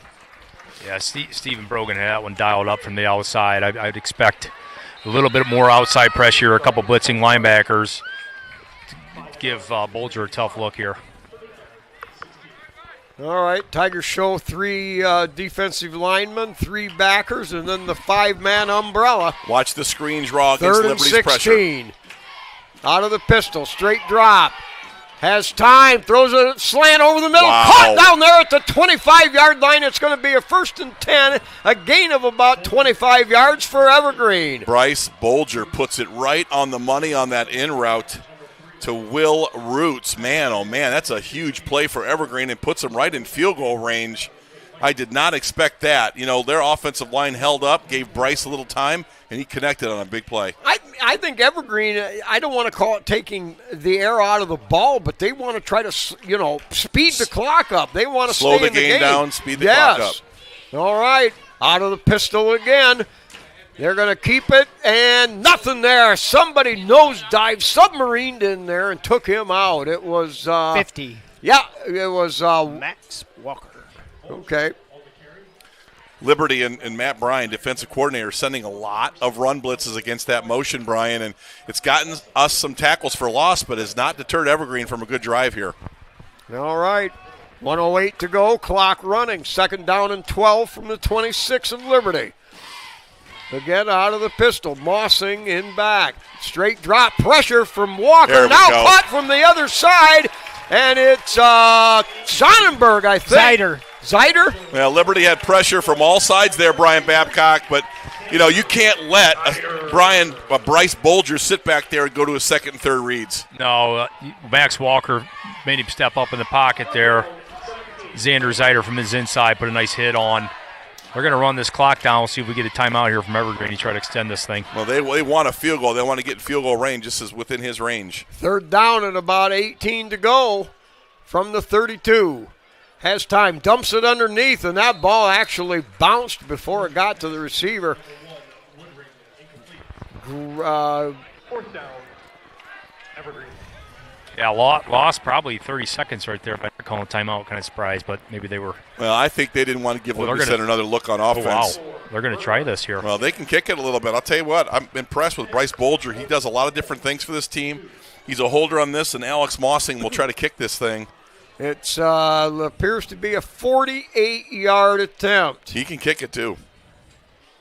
Good snap, good hold, kick on the way, and He's not long it. enough. He's going to return this. Coming around the outside, now cuts it back to the right, slips his way through, breaks one tackle, and bangs his way up to the 20-yard line. I'm a little surprised. It did look like we were prepared for him to return that. I thought that was a pretty good opportunity we looked a little dysfunctional there, Brian Babcock, on did we set a wall? Was everybody on the same page? Because I think there was an opportunity to get to the sideline there. Yeah, I'm not sure what the rule is on that. Can you advance that in high school? Gosh, I think you can. Well, they're letting them. They're marking the football, but I thought you could. You know, that Liberty defense forced that loss, and that effectively took them out of the field goal range. That may have had enough distance without that setback. All right, Tigers will have time for a play, 8 seconds left. They're going to show a wide out to either side. They may just throw the home run ball here. Miller under center. Nope, he's going to pound it right up the middle. Now makes a great cut. Rents. Breaks one tackle. Now breaks another one. Heading up the sideline. He's at the 50. He's got 2 men left. Now slows, hesitates, cuts back to the right. He's heading down the middle of the field. And he's going to go all the way. 90 yards on a broken. Wow! What a man broke through the line of scrimmage. The offensive line did a job, and then it was Rents putting on his Wayland magic. How about that for a 2-minute offense, Brian Babcock? Wow. Basically, inside run for a 90-yard adios amigos touchdown. Cam Colley with a phenomenal block, guys. Wow, great job. You know what? Sometimes we get so frustrated at the end of the half. It's like, hey, why don't we put it in the air and go to the air here and try to do something? Well, those guys can do the same exact thing. That's what you saw right there. Yeah, that's downfield blocking. Downfield blocking. Spikes called it. Marks called it. Great job by the running backs and wide receivers. Wow, what a touchdown. That's the way you want to go into half, Spike, with a touchdown by senior Waylon Rents. See, boom, boom. We have that before we go yeah, away to the half? we've got the replay. Let's watch this touchdown. This is impressive. Inside, great blocking. Boom, good blocks all the way down the field. Oh, a great block there. Cam Colley, number 7, to spring him. And watch this move. You got Liberty guys all over the place. Block. Great block there by the 15. And another block at the 5. And another, you get a block, and you get a block. Every block party. Liberty with a block party. On a touchdown run to end the half. Great job by the Tigers offense. That may have been the most scintillating play I've seen in years and years. All right. Well, you know what, Spike, I got to tell you, we're going to upload some of the highlight or some of the games from the 19 and 20 season. And Max Phillips, you said that is the best blocking, blocking run I've ever seen. And you may have just topped that. So, all right, we're going to go ahead and take our halftime break here. Liberty Center 21, the Evergreen Vikings 0. We're going to cover our bands, and we'll be back after this halftime break.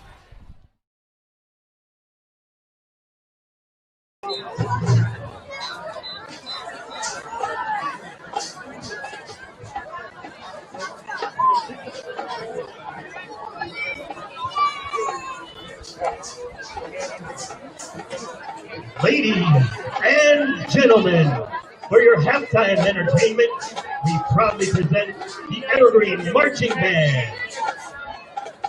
The band is directed by Mr. Chris Lyons and Mr. Bob Stearman, with majorette instruction from Amanda Stoll.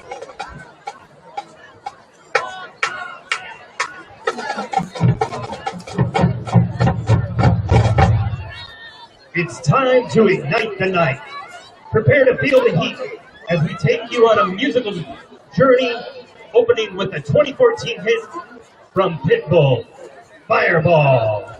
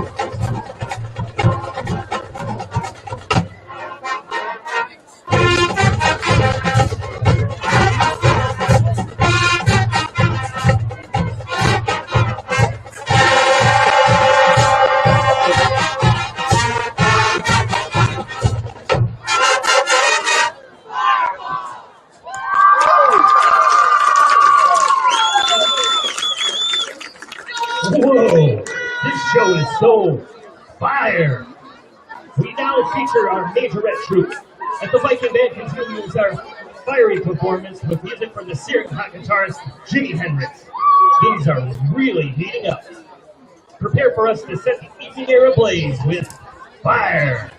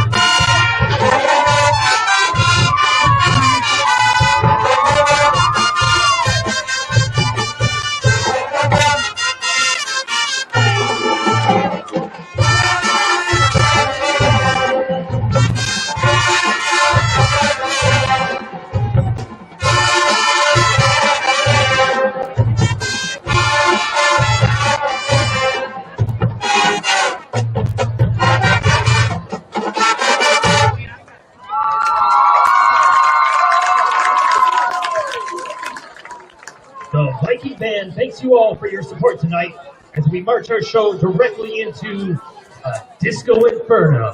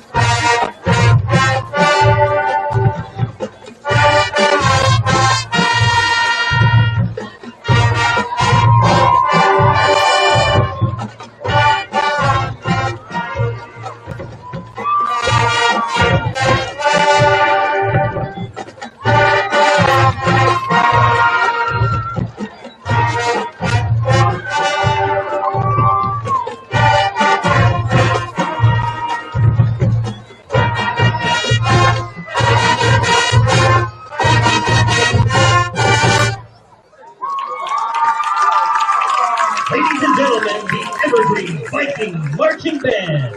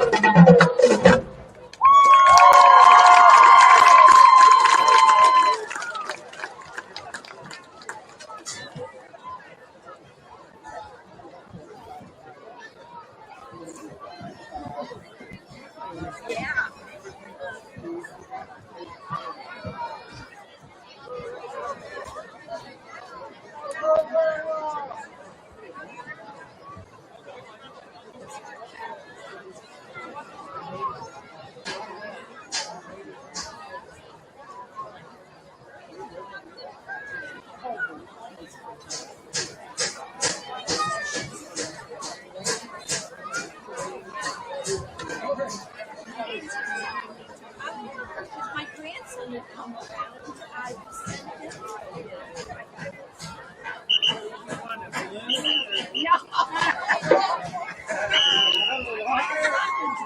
Ladies and gentlemen, please welcome to the field of marching pride of Tiger Country's Liberty Center High School marching band. The band is led in the field this year by drum major Savannah Hernandez and band captain A.J. Seymour. Tonight, the band is bringing our senior show. The show is dedicated to graduating members of our band with a group of songs selected by them. To kick this off, we bring you the multi-talented senior extraordinaire, Robbie Lamb. And I gotta tell you, this is all true. He's played about every instrument there is. And his choice is a surefire way to start off halftime. Let's get this started by the Black Eyed Peas.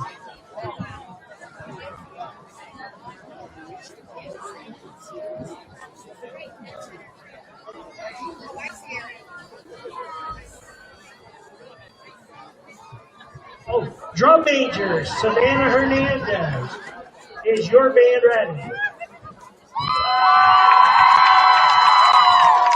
Ladies and gentlemen, the Liberty Center Tiger Marching Band.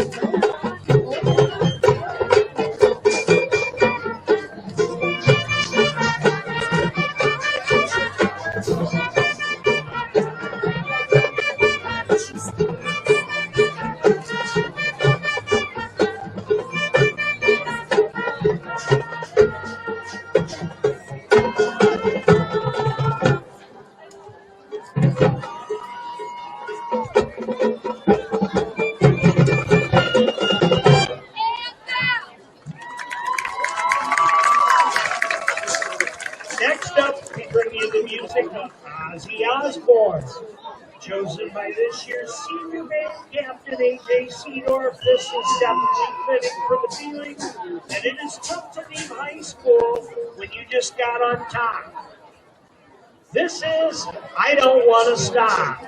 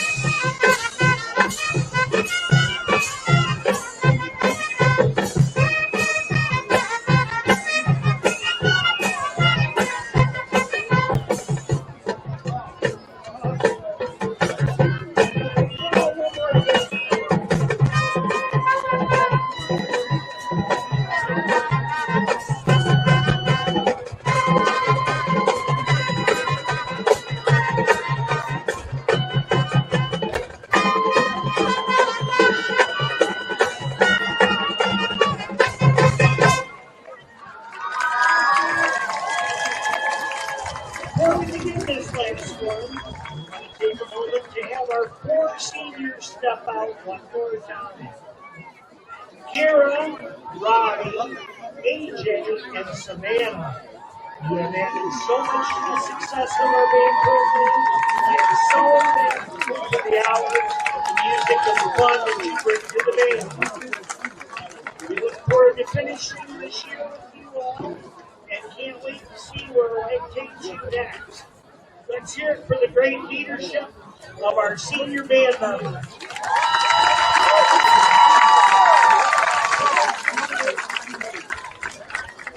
On with the show.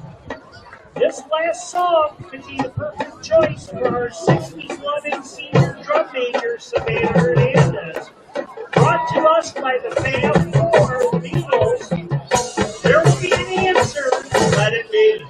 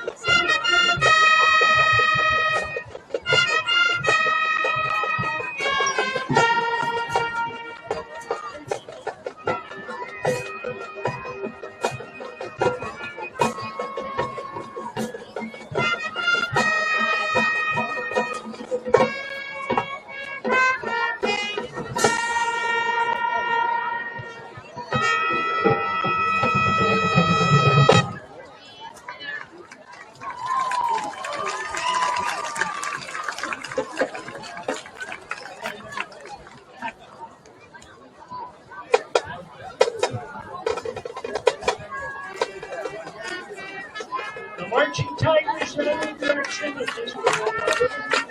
Assistant running staff, Rachel Pfizer, Rachel Lewis. We would like to invite visiting us tonight. Special shout out to the director, Chris Lyon, about a 36 years of show. Wish them good luck to their team. Shout out to the LC community for supporting us and being the band's biggest fans. Thank you for being a wonderful audience, and as always, go Tigers!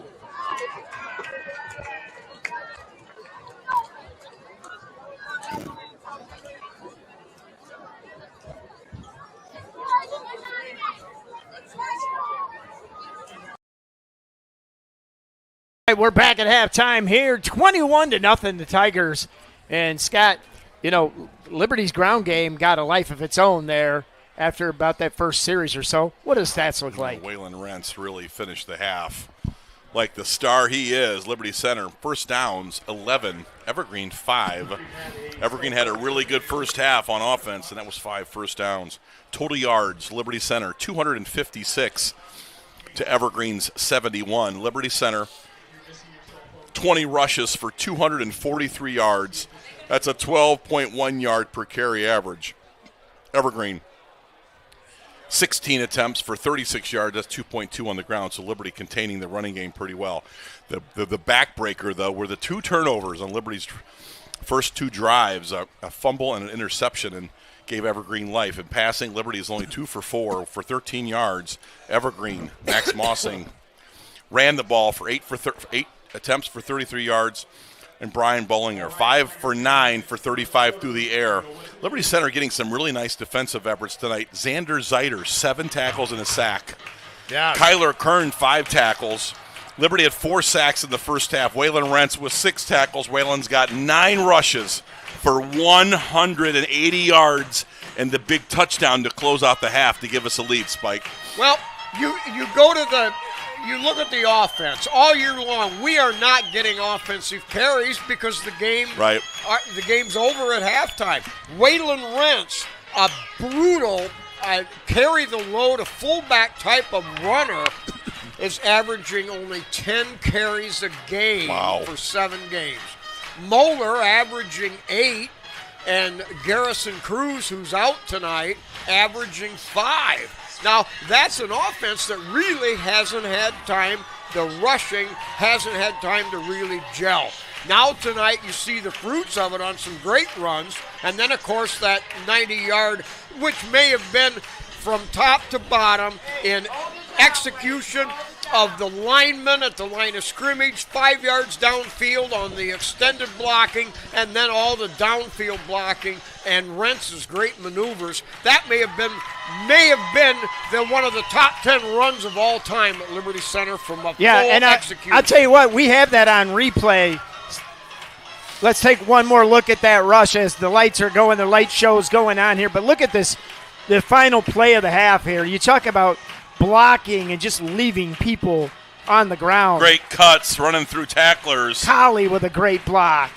Look at Liberty Center downfield, number 60, Weimer downfield. These guys are all helping Waylon Rentz. Great cut. How many? 5 guys, not even counting those 3, big are time downfield. Linemen. Yes. Rex Lindgren at halftime was lamenting, remembering with Brian Babcock, Spike, 4th down, 3rd down, and long, they're expecting pass. Rex loved the 0-1 trap. He would say, watch it, boys, 0-1 trap for a touchdown. Brian Babcock, Liberty Center, and Waylon Rentz with a huge touchdown before half. That offense sputtered with 2 turnovers, but that touchdown was huge for Liberty. Yeah, that could be the spark here to get this dominant performance started here in the second half. I expect Liberty Center to come out hot, ready to go with a little bit less the penalties, turnovers, and playing a little bit cleaner here in the second half. Brian, talk about penalties and turnovers. Liberty has been haunted by them. Napoleon the first half. Patrick Henry last week, I think 9 penalties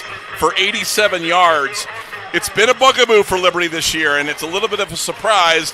And the turnovers, Liberty can't turn it over and be in big games. Thoughts on penalties and turnovers? Yeah, they're just momentum killers. Yep. And then you turn the ball over, then Evergreen gets a 3-4 minute drive, and then all of a sudden that just shortens the game, shortens the first quarter there, and then we don't get a really good offensive possession in that first quarter, and here we're in the second quarter and we look a little bit better. So just kills momentum, takes time off the clock, and eliminates what you can do offensively. Very impressive tonight. Bryce Bolger, their quarterback, has made some nice throws. Oh, yeah. And then this whole power spread deal where they want to spread you out and power you up the middle, inside run, off tackle, has been very effective for Max Mossing. Talk about Evergreen's running game and Max Mossing. Well, it's stuff that we haven't seen before. It's almost like an off-breed offense, and that's good.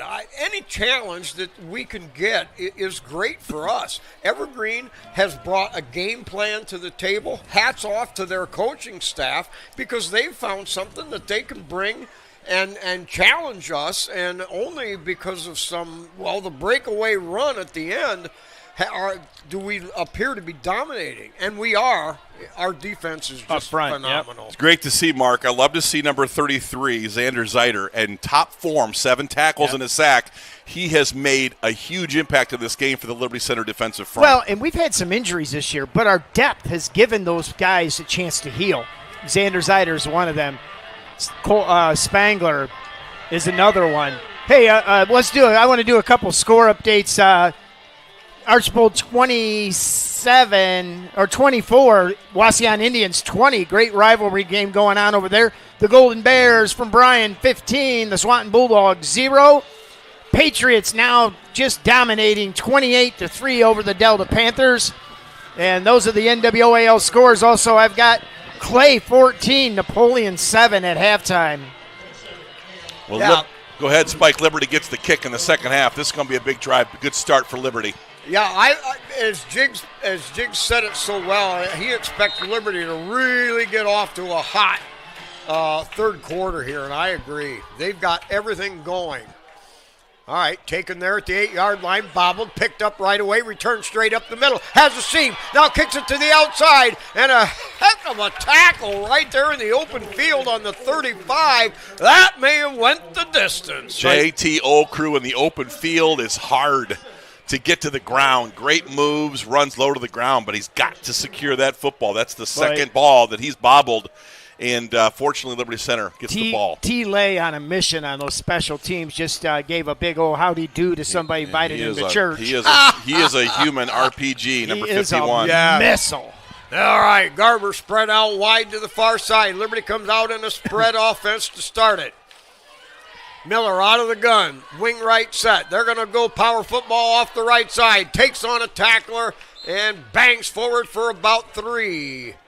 Number 71, Clayton Seal, just looks fresh and healthy tonight, getting off the ball, getting to the second level. Spike, this offensive line starting to wear and tear against Evergreen right now. All right, pickup of a short 3. Liberty looking at second down and 7 here, second play of the from scrimmage in the second half. Bartels on the wing right set, 2 backs. Miller under center, give on a dive straight ahead. That's Moeller, and Moeller picks up 3 more tough ones.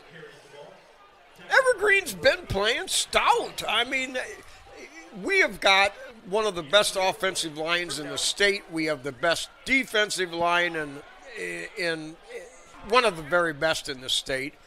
And but Evergreen's playing Liberty tough. Senior Colton Robertson there, Jiggs. They're sending some safeties, and they're playing tight in the box. Defensive backs involved in the run game against Liberty. Third down and 4. Moeller in motion. They're going to give it on a dive to Wrench. Wrench dives, pounds, and hurdles himself forward for about 7, and that's a tighter first down. Liberty getting some good blocks. Max Walker on the pull, creating some good holes. Number 51, Tyler Lay, doing great work. Liberty's offensive line, they're at their best, Brian, when they get 6-7 yards, matriculate, dominate, and start to take that line of scrimmage. They're doing it right now. Liberty comes to the line. Under center with a double wing package. Now motion this way. No, play action back. Miller has all kinds of time. Scrambles around, looking, and now wisely throws it away as he's pressured and pushed out of bounds back near the 40. The first read was the Blake Garber right down the field, but Evergreen doing a good job in coverage. Really smart by Grady. He looked through his progressions. He didn't see the guy going deep. He didn't see 14 Garber open, and then he just started to progress back to the line of scrimmage, and no one was open. Evergreen doing a good job in coverage, Brian. Really surprising there. Normally that play action will get that open there. Weimer, the tackle on the left.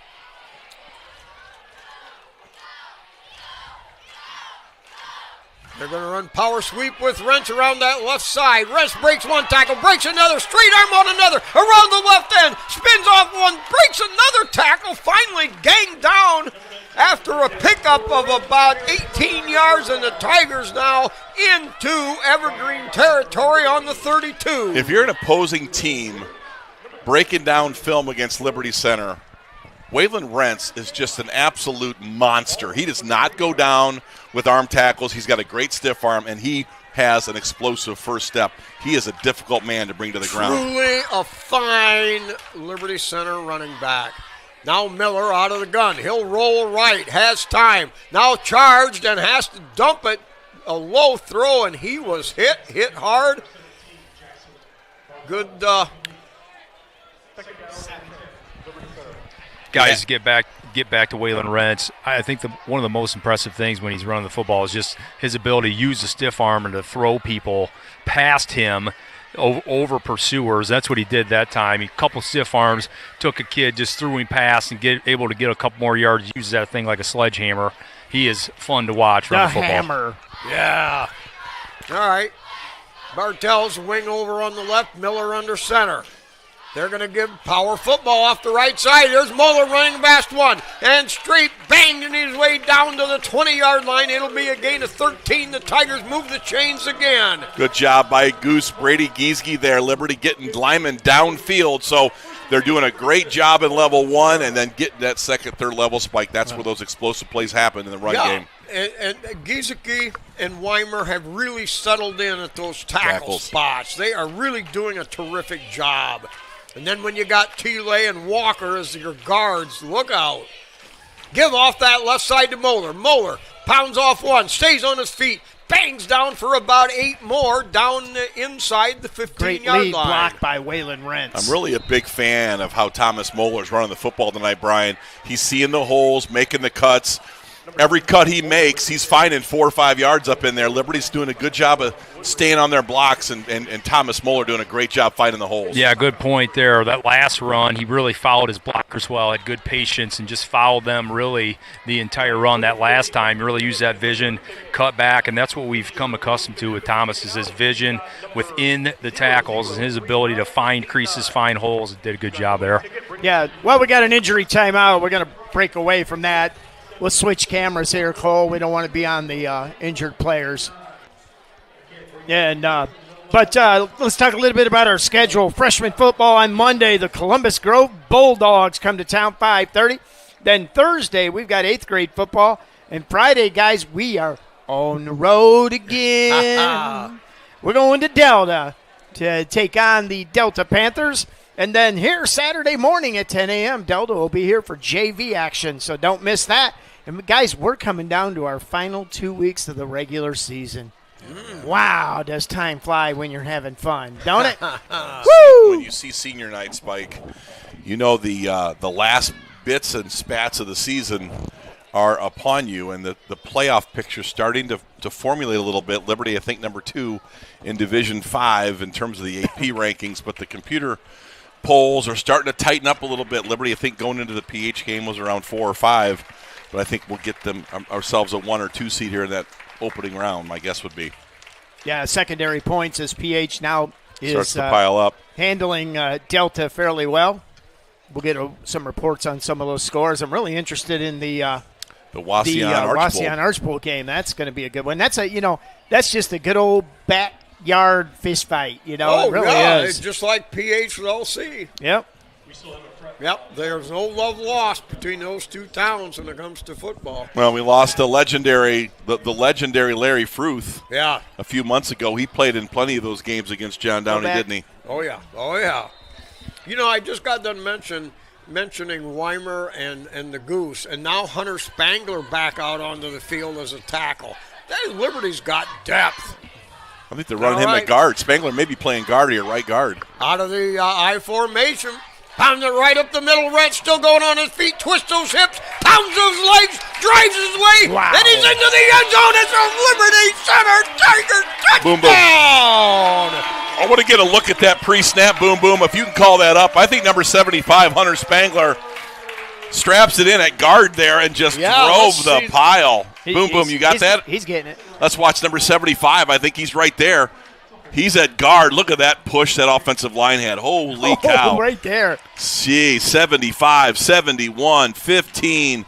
Whoa, Clayton Seal having a big game tonight, too. That's a lot of beef. An inside run right there. Great goal line. And then you got Waylon Rentz just finishing runs right and left.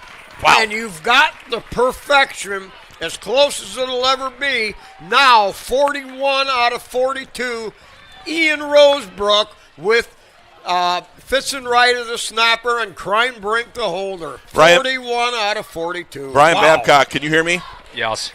Hunter Spangler at guard. Welcome to that. How about that? Just nasty size. He got off the ball. He looks sharp tonight. Clayton Seal looks sharp tonight.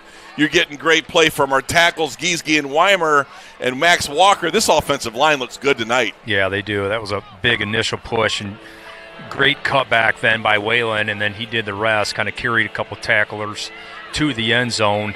with a willed run. That's what we've come to expect out of him, another big run that time.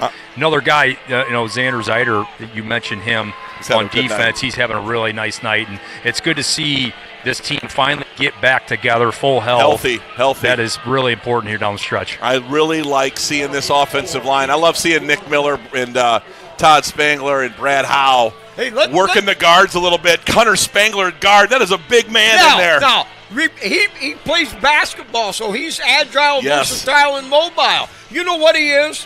Hunter Spangler is a bigger, faster, and stronger version of you, little man. Oh, my gosh. Man, Hunter Spangler. Buck played basketball, he played football, and Hunter is bigger, faster, Cole's got to learn to cut that mic off before.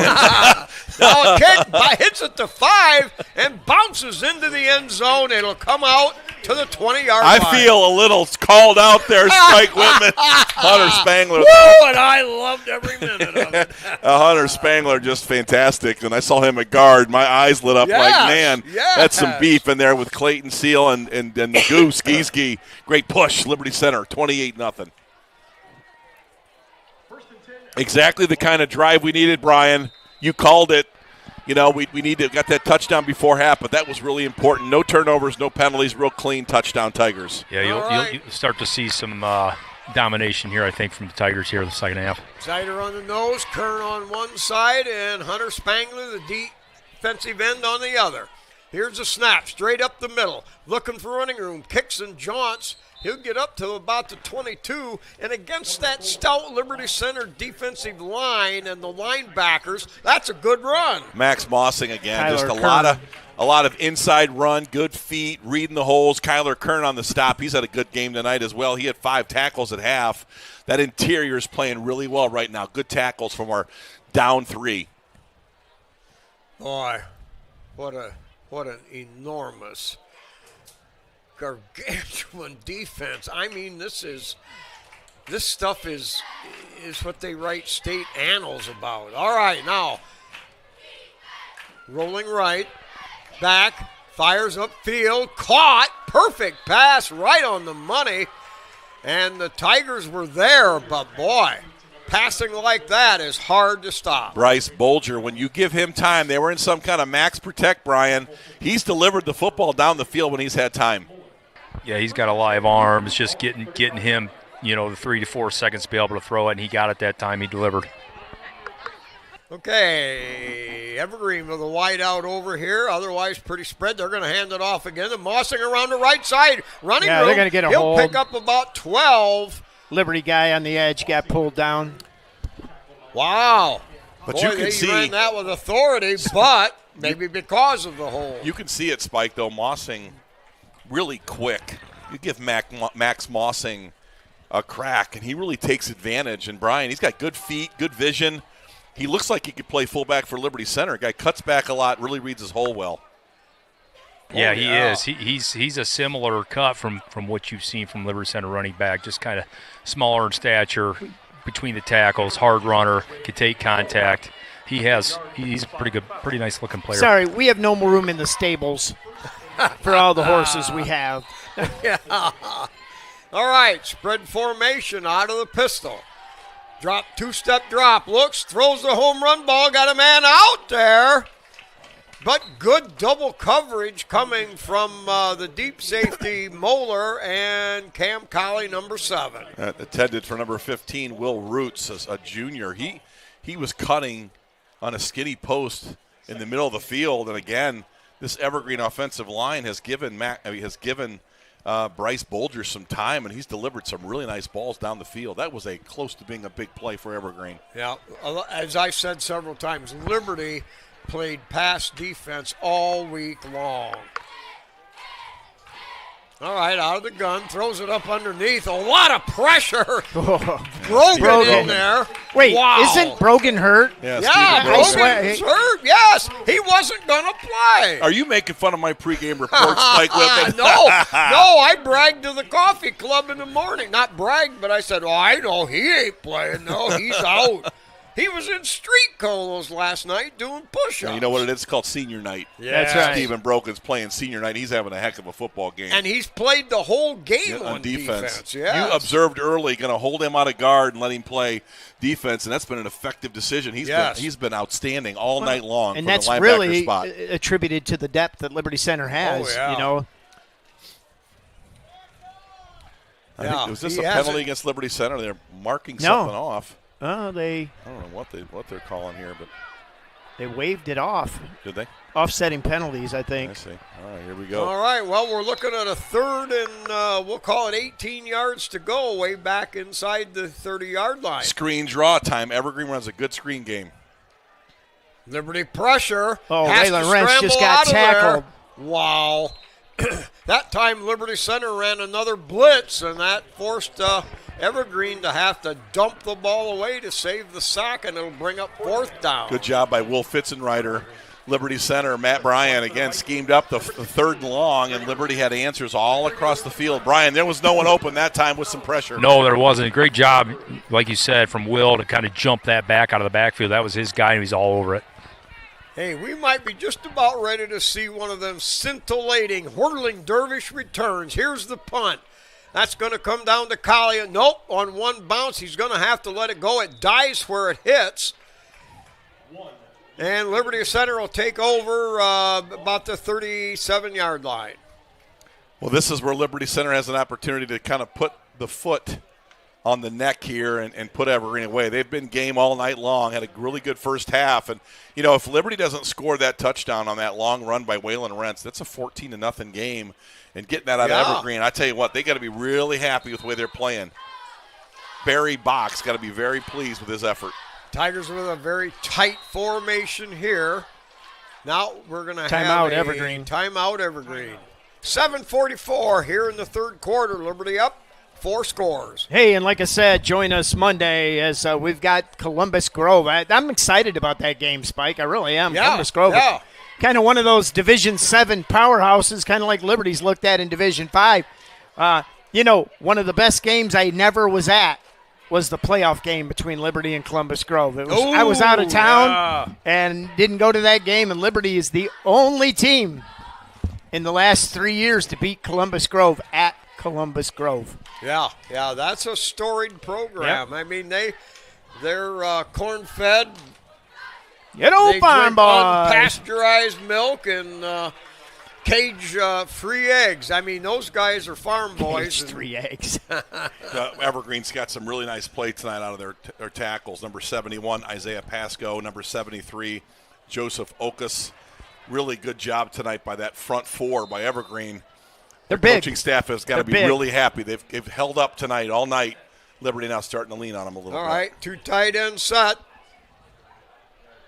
Play action He's got with crime break. Garber. Now has to scramble, got running room there. Takes on 2 tacklers head on, pounds in between them, picks up 12, and a power first down. Crime break brings it to the table and delivers. Jiggy, I thought they had Blake Garber. He had 2 steps, and with Crime Break's arm, I would have liked to seen that vertical throw. I didn't think. I think he kind of got rushed out just a fuzz there, and then he kind of took his eyes down. That's when he decided to tuck it. Good decision to tuck it at that point. Got some good positive yards, but I think he did have him right away. All right, Hammondtree, a tight end over on this side. Double wing package with a single setback wrench. Motion coming this way. Give to the second back. That's Bartels. Bartels coming across out of the wing back spot, but only gets a couple.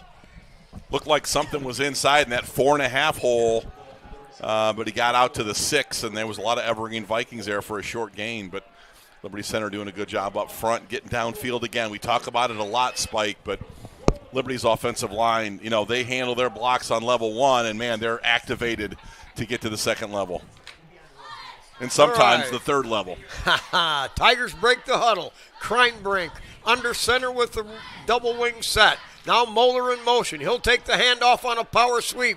Behind Cifuentes. Pounds his way forward, and we've got to have I think they're going to get late Liberty flag. Center. Yep. Moeller for 4. How many penalties has Liberty had tonight? Well, they had 2 in the first half, and now they've That's only the third, maybe the fourth. Maybe. That's it. it was the turnovers that spoiled some drives and holding against Liberty Center. And as we always talk about, Casey does not like get behind the chains. This offense, although can be explosive in the run game, the passing game doesn't have a lot of deep throws for explosive. So Casey likes to run, but 2nd and 14, I think, is the or 2nd and 16. Anxious to see what the playbook says here. Double wing set. Rents the single setback. Now motion Trap. this way. 0-1 trap. Get right up the middle. Rents on a great cut. Rents on another one. Takes on tacklers and bangs and pounds his way for 3 more. A gain of about 21 yards. The Tigers move the chains and get into Evergreen territory. You know, Brian- how many teams can run a 0-1 trap on 2nd and 16? Brian Babcock, I think Rex Lincoln was up here. We were talking about why throw it when you got the 0-1 trap on 2nd long. Big yards in the 0-1 hole tonight. Yeah, that was a great initial hole, and then Waylon used his vision and hard running from there. That guy's fun to watch. Clayton Seal going all the way tonight at center. Tigers with a wide out to either side out of the gun. Kreinbrink back, has time, throws the home run ball, got a man out there. That's a Caught! throw. It's a Liberty Center Tiger touchdown. You talk about ace material there. Kreinbrink laid it right on the money.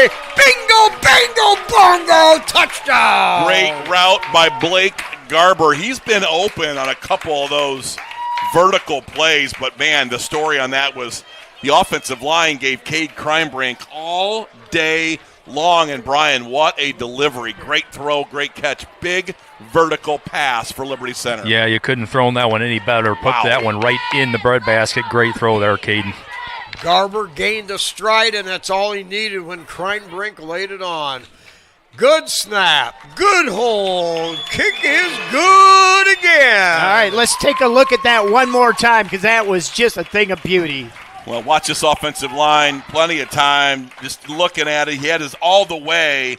Single receiver side. Wow, Great throw by Cade Kreinbrink. Man, oh, man. On the money. And great route. Yes. Great route by Blake Garber.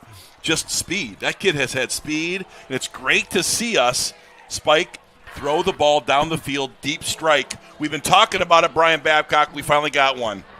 Yeah, it was a great looking route there by Blake and great looking throw. And it's just another aspect of this offense. If you can go and throw a ball like that once, twice, maybe 3 times a game, keep a defense honest, and you got guys on the outside that can go and get one for you, like Blake Garber. He's got the speed to go and get open and be able to make that play. Single receiver side there, Spike. They set that one up. They wanted that matchup. Yep. Great job by Casey Moeller and great throw by Caden Kreinbrink. Hey, one point I want to touch on is the receiving and the yards per catch. Cruz, not in tonight, of course, averaging 33 yards per catch.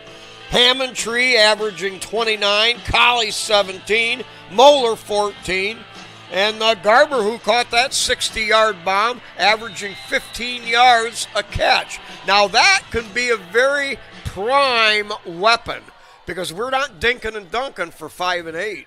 All right, kickoff. Oh, his knee was down. 8-yard line, knee hit, and that shuts Tyler the Lay was water coming. off there. I think Tyler, that was maybe a business decision or bracing himself for the RPG. But let's go back to the passing game. Spike, you're right. Most of our passes are yards after short catches. Our guys are great in the open field. That ball there, that was a 9 cut right down the sidelines, and that took an arm to throw that thing 40-plus yards in the air. A little bit different way to do it, but something we've got to be able to do. Yes. Guys, I'm going to tell you one quick thing here before we get to playoff. Well, I'll do it afterwards, but we're going to put all of these highlights and these replays into our members section. So we'll talk about that at the end of the break. So we are now on a running clock as it's a more than a 30-point lead. Over the middle, caught, maneuvering his way for about 7 yards. Did a lot of running, but Liberty defense closed fast. Bryce Bolger again given time, throws a strike. He's found a lot of yards inside those wide hash marks today, and Evergreen runs some really nice tight routes against that zone. So I've been impressed all night long with their quarterback play, Bryce Bolger. Louis Collins, number 67, seeing some action in there. Tigers still going with that main defense.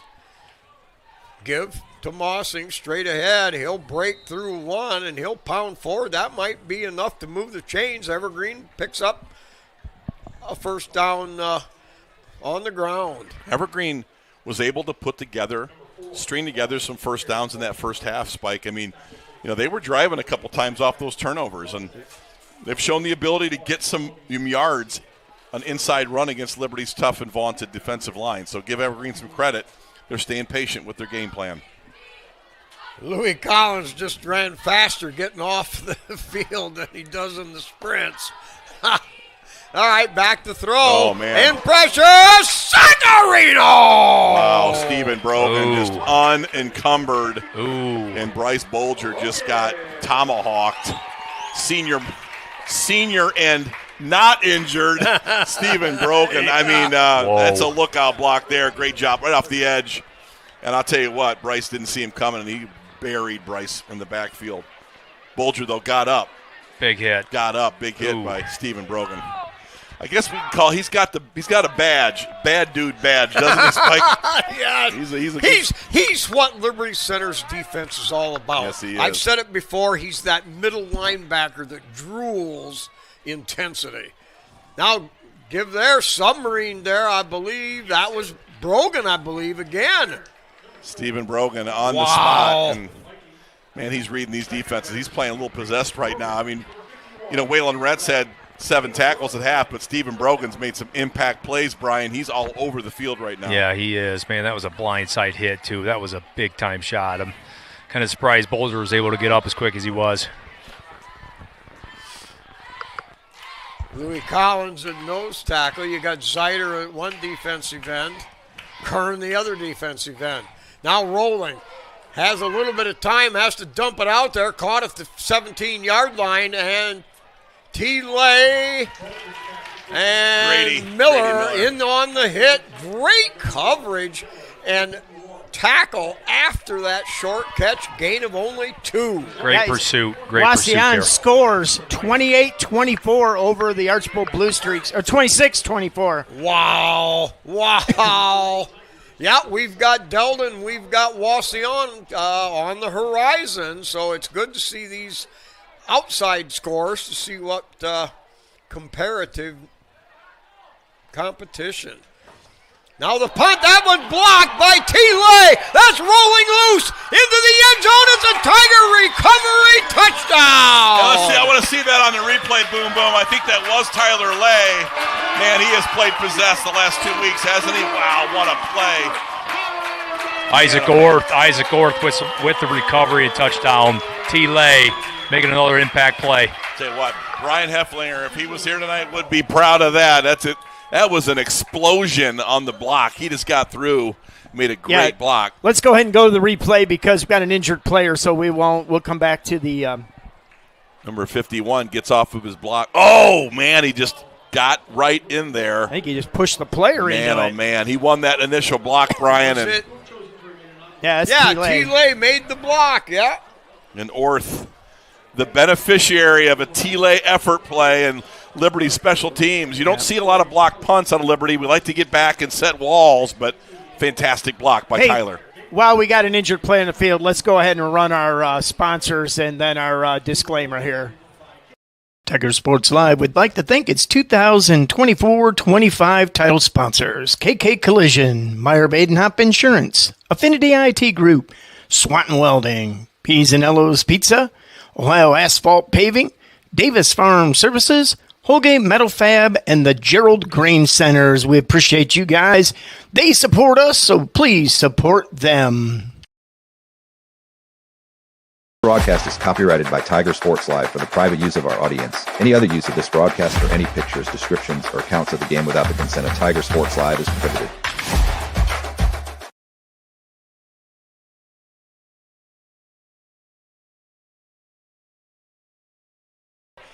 All of the replays that we've done tonight are going to be uploaded into our member section. If you hit the join button, it is a $2.99 a month subscription, but those are now we're not taking them out of the main thing, But if you just want to go and watch all the replays, you can hit that join button, but also hit the bell, because if you become a subscriber, you'll get all the notifications.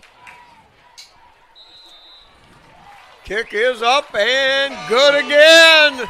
Wow. The point after touchdown team is a machine. And the Tigers defensively spearheaded this thing. They're ahead 42-0, and we are still in the third quarter. Well, I think that first quarter, Evergreen did a lot of good things on offense. They had some good inside runs. Quarterback Bryce Brolger did some good things on that option keep. Kind of kept Liberty, as you've talked about, a little bit off balance. But you keep saying, I like this. I like to be challenged. I want to be stressed. And this power spread thing that Evergreen's got going, I think it's been pretty effective, Brian. I mean, obviously they're worn down now. Liberty's in control. But the early parts of this game was very interesting as Evergreen was having success. I guess. Yep, we're losing you, Bri. There you go. Yeah, they certainly have looked better than they have the last couple of years. They got some weapons on the outside and Bolger at the quarterback, and I think the line plays the biggest difference defensively. The defensive line is pretty impressive, and hopefully something for Evergreen to build on here as their program continues to rise up a little bit here. Spike, a lot of juniors and sophomores and impact freshmen. They don't have a ton of kids on that sideline, but they've got a lot of quality players. Oh, yeah, the talent, it's there. You just got to be matured. All right, taking it the 8, long return, and T-Lay, I think, was in the middle of that one, 18, too. Lonzak. Tyler Lay as well. Tyler Lay and Lonzak on that play. Jackson Lonzak did a good job of playing off a block, but Tyler Lay, I mean, he's a machine from those inside coverage positions, man. We've had guys with, I'm going to call runs of names being called. Xander Zeider with, 9 tackles, 10 tackles? And a sack. T-Lay, Brogan. I mean, Spangler. A litany of players. Hunter Spangler's had a big game tonight. So yes. the big guys in preview of the big dog. Couple dudes in the lead. All right, Evergreen out of the gun. They're going to give a little jet sweep here action, and they'll scramble for a yard or so. But Liberty Center closes so fast. Mason Smith, one of the guys in there on that tackle, number 10. Yeah, we're also seeing Caden Sonnenberg, the tank. Toby Parasini doing his job there in his run fit. A little breezy up here. Nice. T-Lay comes off. We're at the end of the third quarter. 42-0. Liberty Center now in charge and on the roll. And once again, let's hear from our sponsors. Tiger Sports Live would like to thank its 2024-25 title sponsors: KK Collision, Meyer Badenhop Insurance, Affinity IT Group, Swanton Welding, P's and Ello's Pizza, Ohio Asphalt Paving, Davis Farm Services, Holgate Metal Fab, and the Gerald Grain Centers. We appreciate you guys. They support us, so please support them.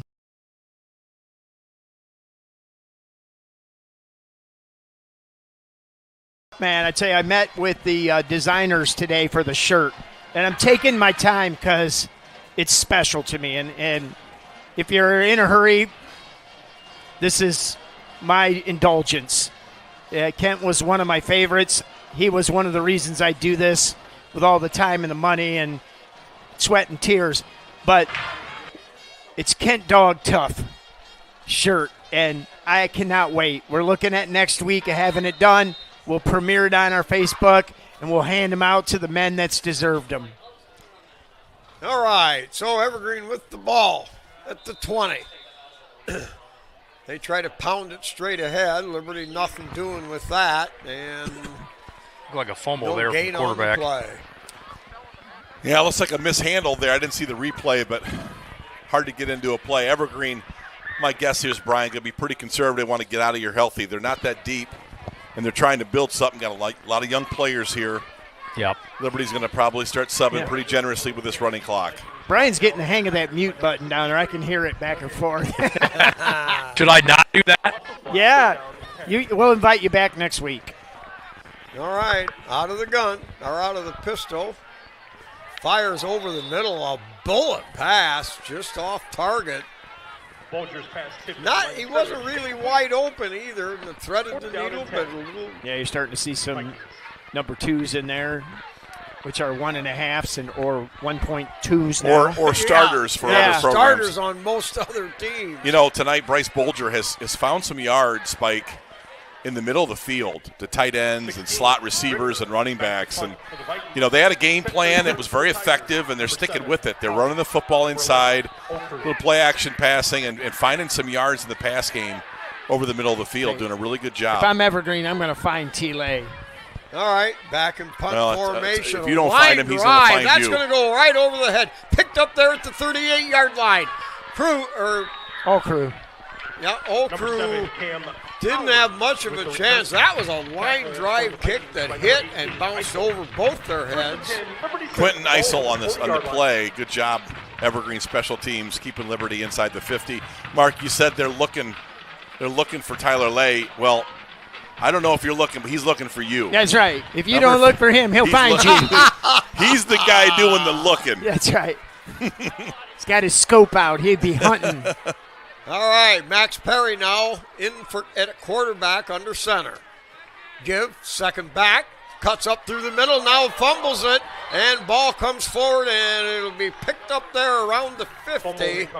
And Evergreen will take control, take possession at midfield. Is that Tyler Roars on that fumble? Isaac Orth, I believe. 28. 28, Isaac Orth. Yeah, Liberty. A shot in the back. I'll tell you, those the running back coaches say, hey, man, this game's got 9 minutes to go. We want to see first-team effort, and Liberty Center, they'll look at that in the film room and work on that in the JV game. But you don't want to be a fumbler for Coach Moeller. That's right. He is all about trust when he hands that ball off. Hey, a quick shout-out to an old buddy of mine down near Atlanta, Georgia, or south of Atlanta, Georgia, Ronnie Allen, old Liberty Center Tiger Salt, listening in every week. All right, out of the gun, motion toward the football. Oh, motion. Low snap, looks, throws it out there, caught at the 50, and slipped through one. Good open field tackle. Mason Smith. Mason Smith is a good athlete. We are so deep. He doesn't see as many reps as some guys, but he's good in everything he does. Really good open field tackle. It's hard when you're one-on-one with one of their top athletes, Quentin Eisel, and just got him to the ground. That's so important when you're going one-on-one in the open field to the wide side, and give Mason Smith a lot of credit, Spike. You're right. Great tackle. All right, 2nd down and 5 at the Liberty 45-yard line. Double wing package. You're going to give it straight ahead. Slowed down. Bounces off of that tackle. I believe that was Braxton Light. Yep, 16, I think. That slowed him down, but second effort, 5 yards, 1st and 10 at the Tiger 39. Liberty getting some important reps for young guys, and the last week that wasn't the case. It was a 4-quarter game, and Evergreen was game early, but Liberty now getting some healthy subs here, spiking some good snaps for the young players. All right, give straight ahead and pounding forward. That's an impressive run. Picks up 6 right into the teeth of about 8 Tiger defenders. Brian, good to get these young guys in the game. These reps are going to pay off long term. They're investments in players that, you see the football, you tackle, you're seeing the game speed really critical for their future. Yeah, you're seeing some freshmen get some rotating in now. It's important for this defense to hold this shutout, though. You better believe that. Cole Spangler and Jake Way, freshmen, both into the game here. Snap is bobbled by Bolger. If Liberty can hold their water here on defense with the subbing and the youth, that'd be a big lift, Spike, to keep this shutout if they can do it. Oh, yeah, they talk about keeping this shutout string. That's very important to them, the defense. Evergreen does still have their ones in. Well, hey, they're trying to establish a program. I Yep. can't say as I blame them. All right. 3rd down and 5. They're going to try to sweep it from the outside. Nothing doing. The Liberty Center defense swarms to the ball. Kellen Throws it Weimer. for a loss. Man, another win by Kellen Weimer. I mean, with his length, he really stuffed his block and then got right to the outside. And Mason Smith also with a excellent nice job. closure out there. Tell you what, good swarm tackle, but excellent job by Kellen Weimer. You get down here on the sideline, see how big Kellen Weimer is. That is a big guy. He is moves. tall. He moves. He is too, long. Spike. And he can move. He can move, man. Impressive. All right, clock running. We're at 5.5 minutes to go here in this running clock. And at 4th and 8, Evergreen going for it. Back to throw. Strip sack. Sagarino! Was that Sonnenberg? I'd love to see that. I want to see that strip sack if I can. Boom, boom. Let's look at that replay. I think Isaac Orth again avenging that fumble. Blind side Sacarino. Let's see if we can get the replay on that. He's boom, queuing boom. it. He's getting it. Coming around that right end. Ooh, was that Isaac Orth? That was. Oh, man. I thought it was Caden Sonnenberg. Number 2, was that Orth? 28? Yeah, I believe it's 28 Orth. Oh, 28, not 22. They ran a little bad. twist in that second level. He came free, and that looked like those NFL strip sacks by T.J. Watt. And he did avenge the fumble, and Liberty keeping that shutout. I know that they talk about they do. They talk about keeping the shutout. And Matt Bryan, one of the top, I think the top scoring defense in Division 5, and Liberty Center doing it tonight. All right, Perry under center. He'll get to the first back through, and pile drops his way. Submarines down. Tough run. I think they're going to get a block. Number Low 26, block. Tyler Roars, and we got a stinking rotten. Yeah, they're going to get. I think they're going to yellow get flag. Liberty for a low block. I think. We talked about penalties last week especially, but it hasn't been bad this week. Yep. Not bad. Not Low bad. block. Better. Block below the waist. Liberty likes to chop within the tackle box, and that's what we've always done. This wing tee is all about chop blocking on the backside inside the tackle box, and it's kind of a Rex Lindgren staple, and they've kept it here with Nick Miller. Yeah, let's blame it on Rex. Yeah, it's really Nick. He's not here, right? It's Nick Miller's fault. Him and Todd Spangler and Brad Howe. Mackerel. It's a 15-yarder. Good spot. We just got penalized 45 yards, it seems like. Well, the clock's still nevertheless, running. Yeah, the clock's still running. Tiger's just going to try to run this thing out now. Yep. Hey, if you're out there on YouTube, please hit the subscribe button. It helps us.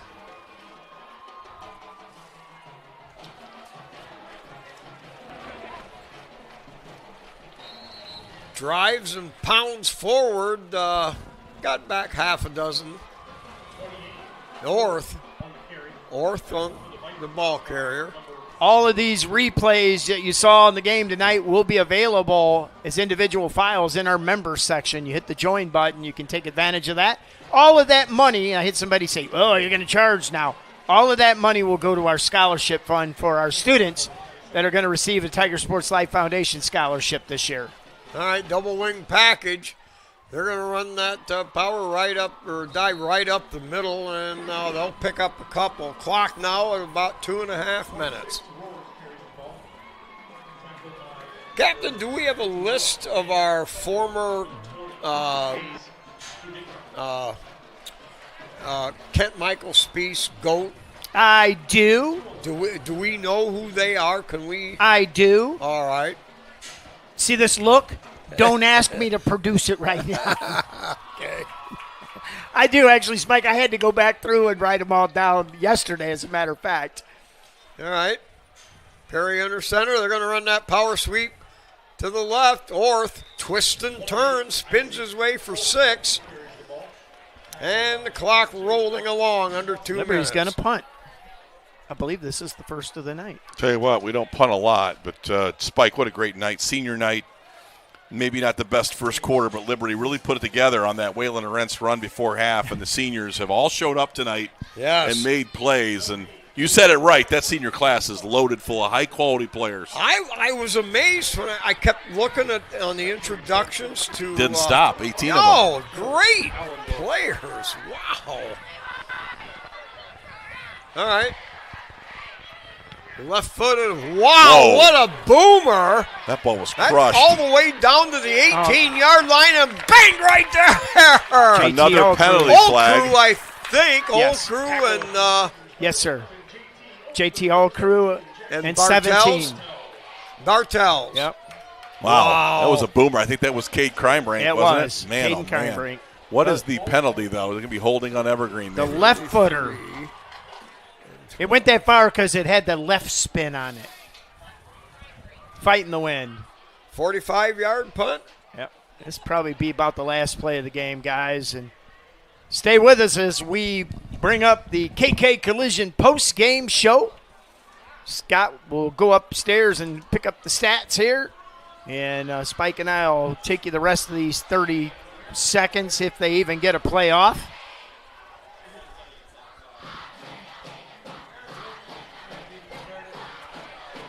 And I'm not sure Evergreen's going to get a playoff here, so maybe one. All right, they waited for a player to get off. Nope. No, they're not going to bother to snap. Or they're going to snap it with 1 second. I don't know. Nope. Quarterback took the mouthpiece out. I think that's going to be it. All right, well, the Tigers started out a little slow, but, hey, that's the way football goes. You have no guarantee because you're a good team means that every quarter is hugely successful. But the Tigers built momentum, and they turned it on and gained speed the whole game. They win it going away 42-0. Yeah. And as you said, Spike, the slow start. I think a lot – we had senior night. We had, the multitude of seniors in our fall sports. Not only did we honor football, but cross country, band, soccer. Yep. We might have gone out there and walked across field. Spike, we're seniors. We're seniors, citizens. Shut up, Jigs. Yeah.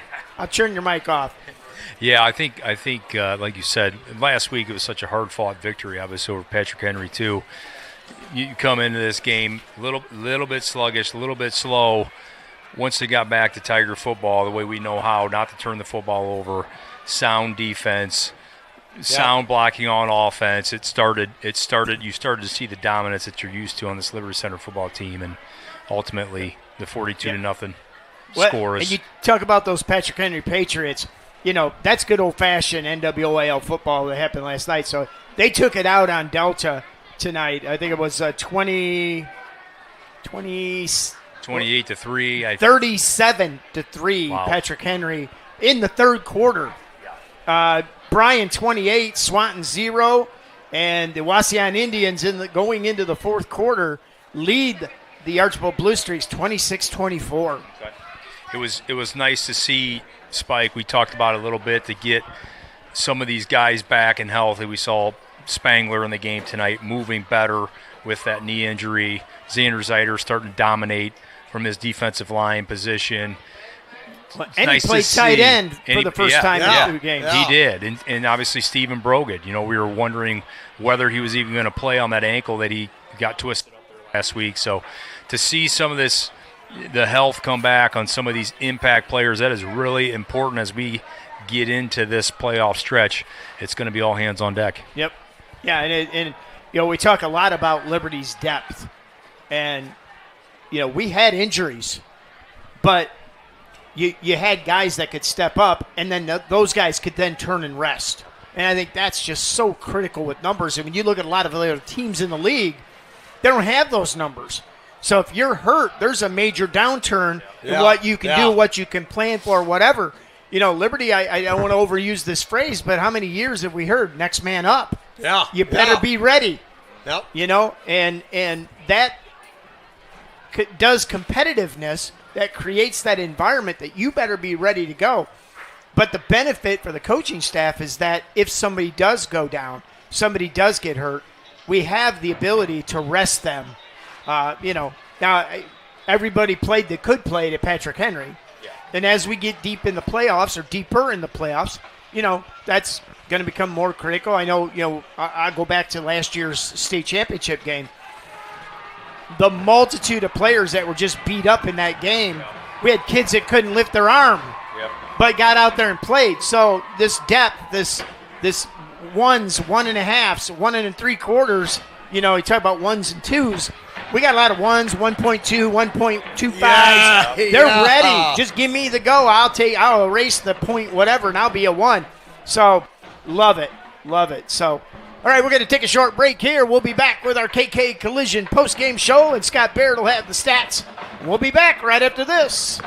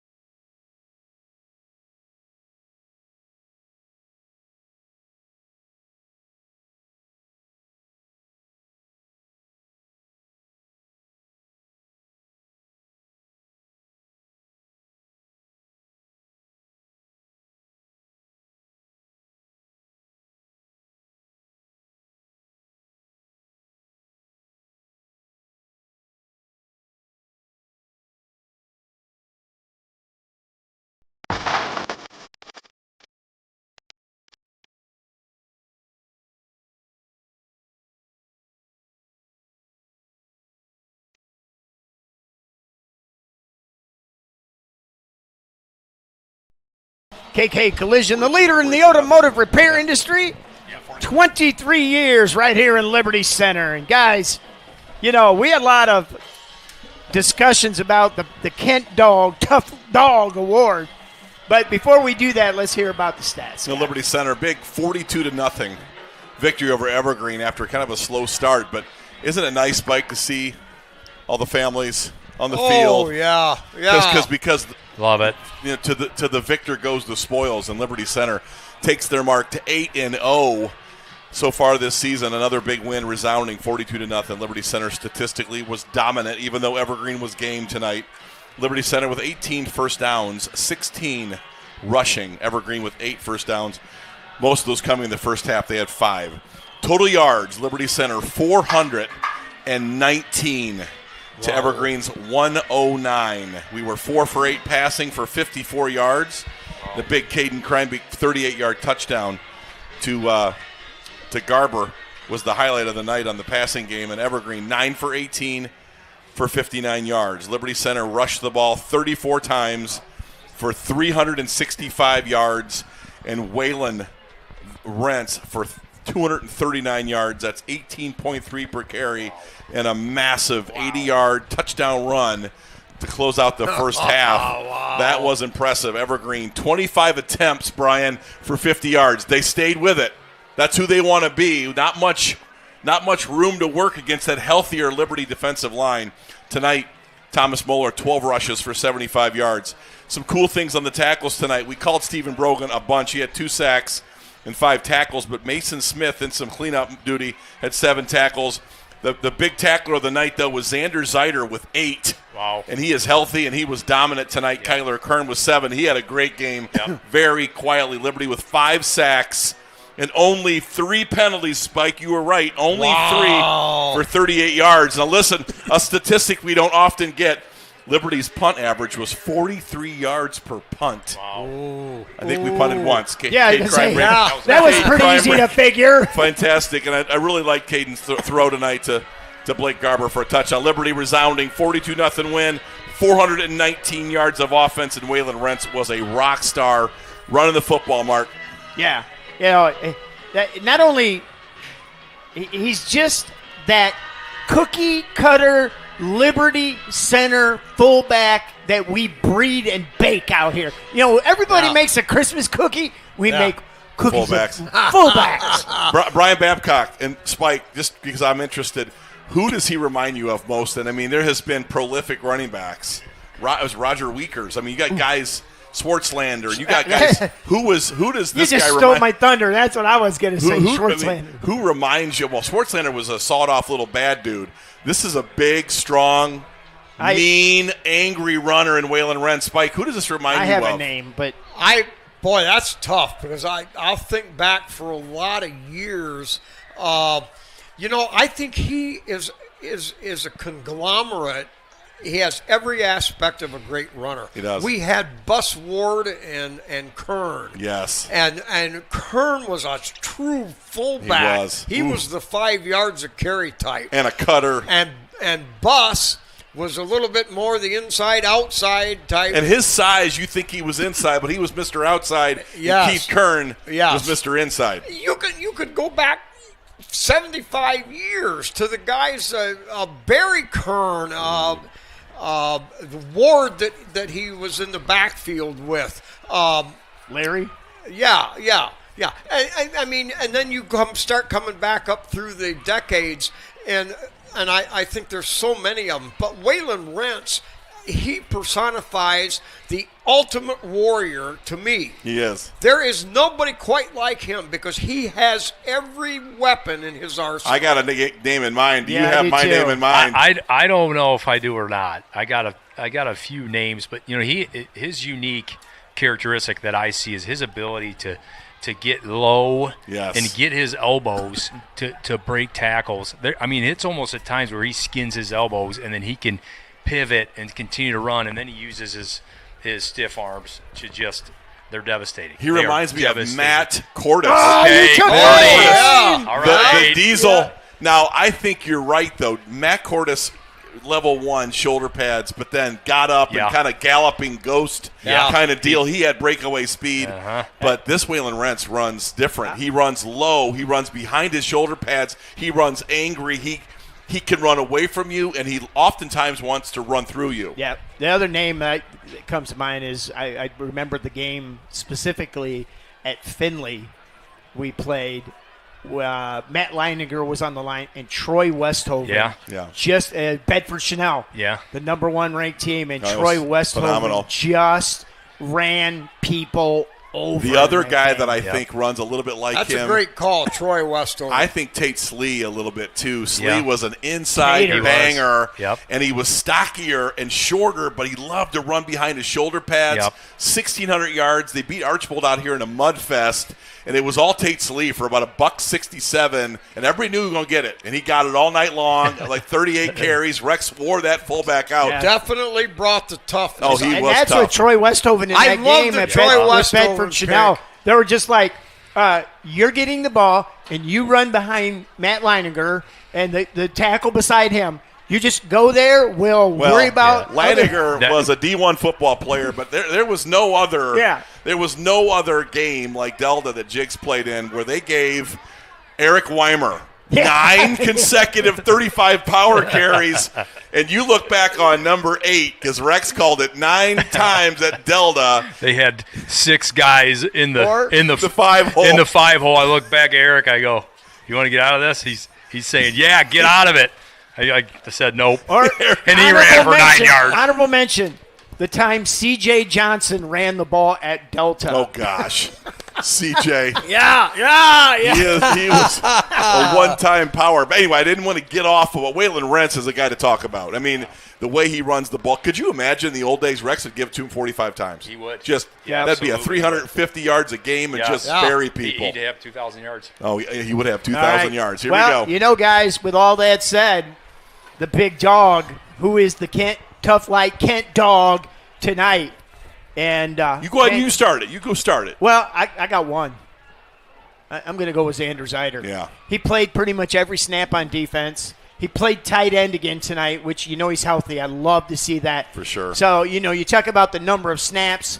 He really has been building himself back up from just a stamina standpoint. Injured, couldn't play a couple games, tried. You want to talk about somebody that's tough? Tonight, Xander Zeider, a lot of tackles, played offense. I don't know if he was ever out of the game. I'm sure he was. Mike? I'm going to go also with Xander. Now, when you look at this, Liberty Center's got such a talented team. Yeah. There's half a dozen guys every week you could pick. And you could pick out a Brogan. You could pick out Rentz. You could pick out Hunter Spangler. But Zeider, game in and game out, he is the tough man. He's the Kent Michael Spiess big dog. He's Kent dog week tough. in and week out. He's just there, and he's there, and he's there, and he's quick, and he pounds. He is the ultimate Liberty Center Tiger interior lineman. Love it. Yeah, I'll give you 3 names. Obviously, Waylon Rentz. You got to throw his name in the hat with the performance he had. Stephen Brogan. He was in street clothes last week. Had a nasty ankle. He got rolled up on early. I think first play of that game. He was able to come back and just play really good defensively tonight. And then to mention Xander Zeider and the way that he's come back. It's sometimes you don't realize you see a player out there that's injured and you're like, well, what? Why aren't we seeing what we normally see? Well, sometimes you don't realize what an injury does to you, how it can hold you back. You lose some explosiveness. Your arm hurts. You can't do this. Well, you're starting to see a healthier Xander Zeider, the way he can dominate and kind of take over a defensive game from his defensive line position. I thought he had a really good game tonight. Evergreen brought in this power spread. Spike talked about it.